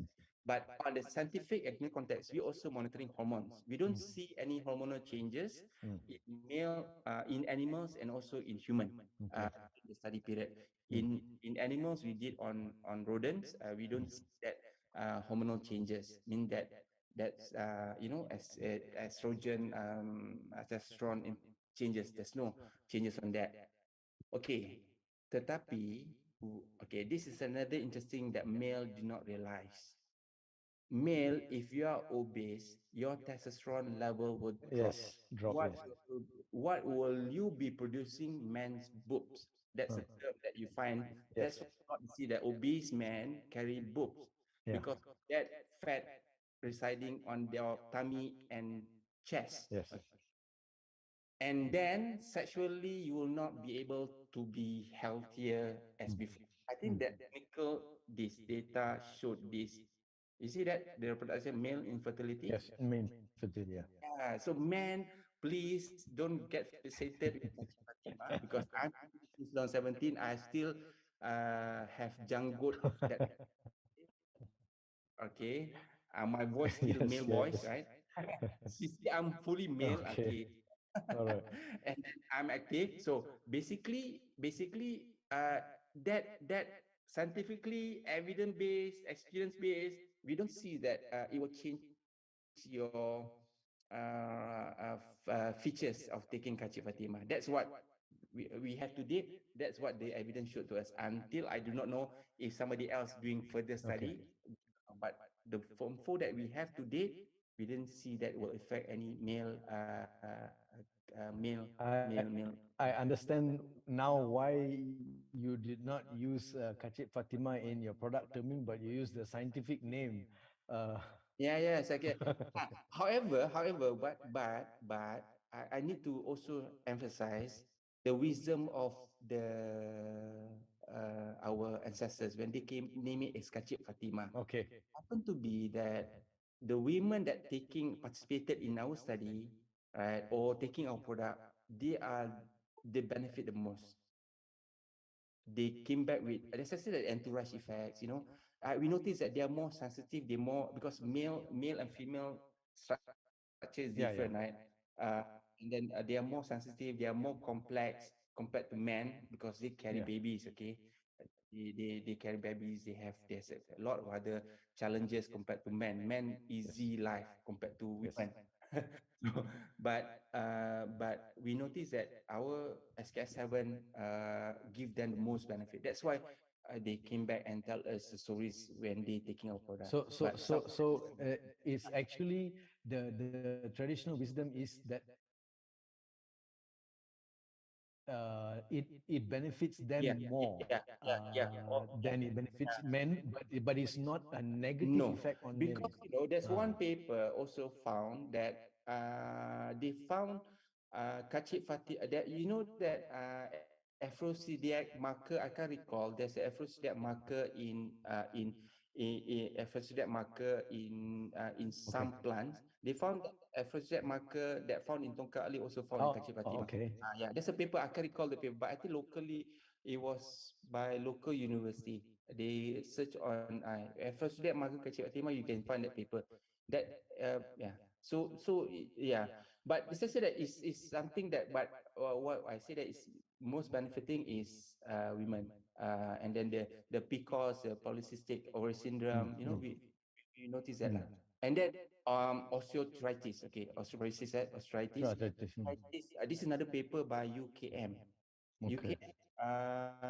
UKM Medical School, if I'm mistaken, they conducted animal study using Kacip Fatima on they mimicking menopausal menopause animal. They remove to that it will mimic the Okay. menopausal in Okay. human, because when you're menopause, you brittles, Yeah, little bone bone. become, Yeah, yeah, yeah, right. yeah. So they notice that with Kacip Fatima, it improve bone density. Okay. So that's why I say that kind of very skewed to women because of, I think, the name itself, Mm, Fatima. mm. Yeah. Mm. Okay. Men tumpang lah. No, Tumpang the right. tumpang positif bukan tumpang negatif. Tumpang positif. Yeah. Okay. You mentioned earlier in your study you have a dosage range study. Okay, that I understand that you have to find the magic number for your dose before you can administer as effective for obesity. How do you protect your company interests during that study? Oh, we file patent before we conduct our study. But the patent does not talk about the dose, kan? No, the patent is about the formulation. Dose is formulated from our active I ingredient. see, I see. So our active ingredient is a patented, so no one can copy our I see, ingredient. I see. That is dose lah. But then as long as our SK7, you cannot use that. Okay. So it's a clinical dose that which is it takes place in any other clinical Mm. setting. You need to come up with a dose ranging because of you need to find which most effective dose for you to choose to go for a bigger Do crowd. do do when you do your dosage range study, Ah. do they ask you what is this compound, what is this made of, Oh, where is the yeah, origin and all that? course. Or do Yeah, they yeah. just say, okay, since it's approved by MOH, approved by whatever NPRA and all that, we accept it as it is? Who? Who remain? The the last stage, your clinical doctors, Oh, the doctors. The doctors, as long that you have all the safety profile and safety data, they have no issue. there's no issue. That's why Okay, just people think that the doctors do not want to use okay, botanical. It's not true. okay. Maybe there are some, but maybe that some do have not exposed to clinical Mm. study on botanical. Mm. Maybe I need to give talk to them, then they can appreciate what we do. Because they, I think they exposed to all these, issues where mostly people like to take all the traditional herbs, and the most of the traditional herbs are not regulated, and some people take shortcuts using illegal substance, right? That's why you give effect to the kidneys and liver to the patient, which is that is I agree. But so long you made all the regulation, the doctors have no qualms of conducting the study. And then it's actually two ways as well. It's not just the doctor who decide to study or not. We also decided whether we want to work with the doctors or Okay. not, because you need to have a team effort. Mm. If you're going to work with a PI is not responsive, then the study will be affected. Yeah. Suppose if the PI works with a company that is responsible, that also will be affected. Yeah. So two both ways to tango Okay. basically. Okay. Mm. All right. Okay. We have exceeded our Yeah, time. yeah, Yeah. yeah, yeah, And I have one last question before we shut down. yeah, yeah. What is the percentage? Since our talk over here, our ISICS platform Mm. is a platform for STEM and promoting STEM to the younger generation. Uh-huh.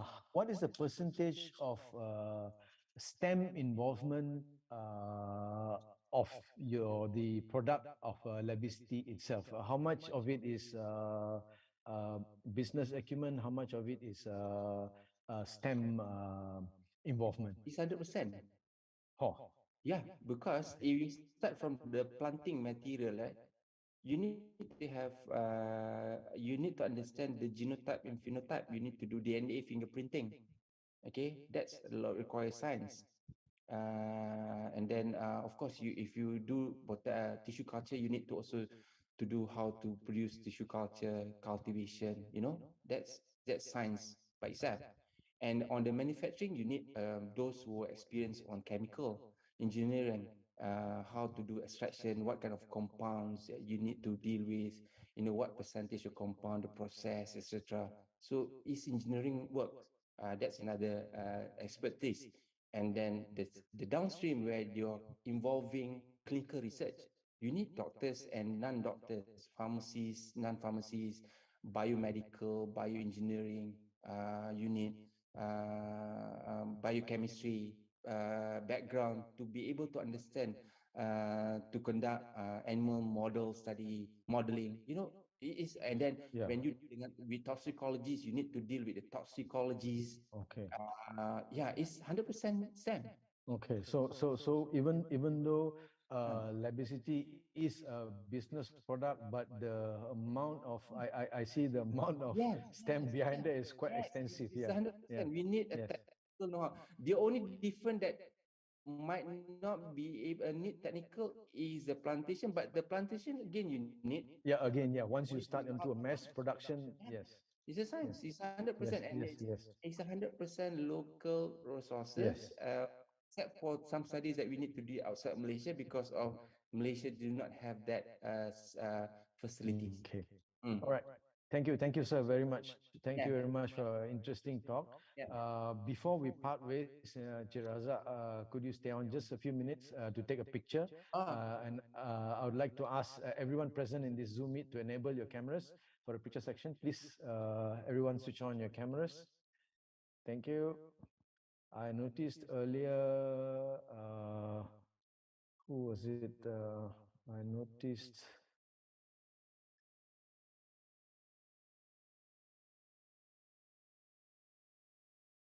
Please, everybody, switch on your cameras. Thank you.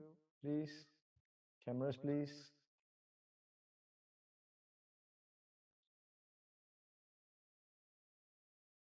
Bit Prof, more. Prof, Yeah. Prof. Mohon untuk Mr. Razak apa? Tutup dia punya Oh, tutup your presentation, please. Oh. Okay. Okay. Hmm. Okay. Okay, sekali lagi, Sekali bro. lagi ambil setengah gambar tak keluar lagi. Tak on camera. Please. Let's not waste Mr. Razak's time. Please guys, switch on your cameras. Page 2, 3 semua tak ada orang on. Okay, we take what is available. Okay, all right. Yeah. Thank you. Let's not waste time. All right. Thank you, everyone. Thank you. We wish everybody a good day, and thank you, Mr. Razak, for a very natural insight into the medical future. Fantastic talk. We hope you have a greater success, and maybe next time we invite you again for Tongkat Ali. Okay, I think with the amount of what do you call entourage effects that you see in Kachip, is going even Kachip Fatima is not going to be a ending story. Yeah, It's there's going a to lot go on to forever. cover. Yeah. There's a lot to tapi that's lot. like have to do professionally lah. Yeah, You don't yeah. become a snake oil product where Yes. time. Yes. You got Okay, all right. Okay, thank you, sir. Thank you very much, and have a nice day. Thank you. Okay, bye. Please don't forget to join us on our 11th colloquium in this series by Prof. Martin Shalfi, 2008 Chemistry Nobel Prize winner on 11th April, Tuesday, 9 a.m. Till then, terima kasih dan selamat berjumpa kembali. Thank you, guys. You can look at Unimed people. You can go to our chat session to get your link kehadiran. Oh, sorry, on the QR code also. Please scan the QR code displayed right now to get the certificate of attendance. Semua beli pakai duit. Semua beli apa? Tak ada apa, lupa tutup mic, technical lupa tutup mic. Okay. Okay, Alright. thank you, Prof. Okay. Thanks, boss. Alright. Jumpa lain. Bos ni. Okay, thank you. Bye. Oh, hampa dah ambil gambar. Okay. Oh, bos besar. Tak, ambil gambar. Ambil Gigi gambar. kita. Okay, kita senyum. Okay, 1, 2. Okay, clear. Okay, clear. Bye-bye, bos. Alright, bye. Jaga wife elok, bos. Jaga wife elok. Okay. Okay, bye. Thank you. Okay, bye.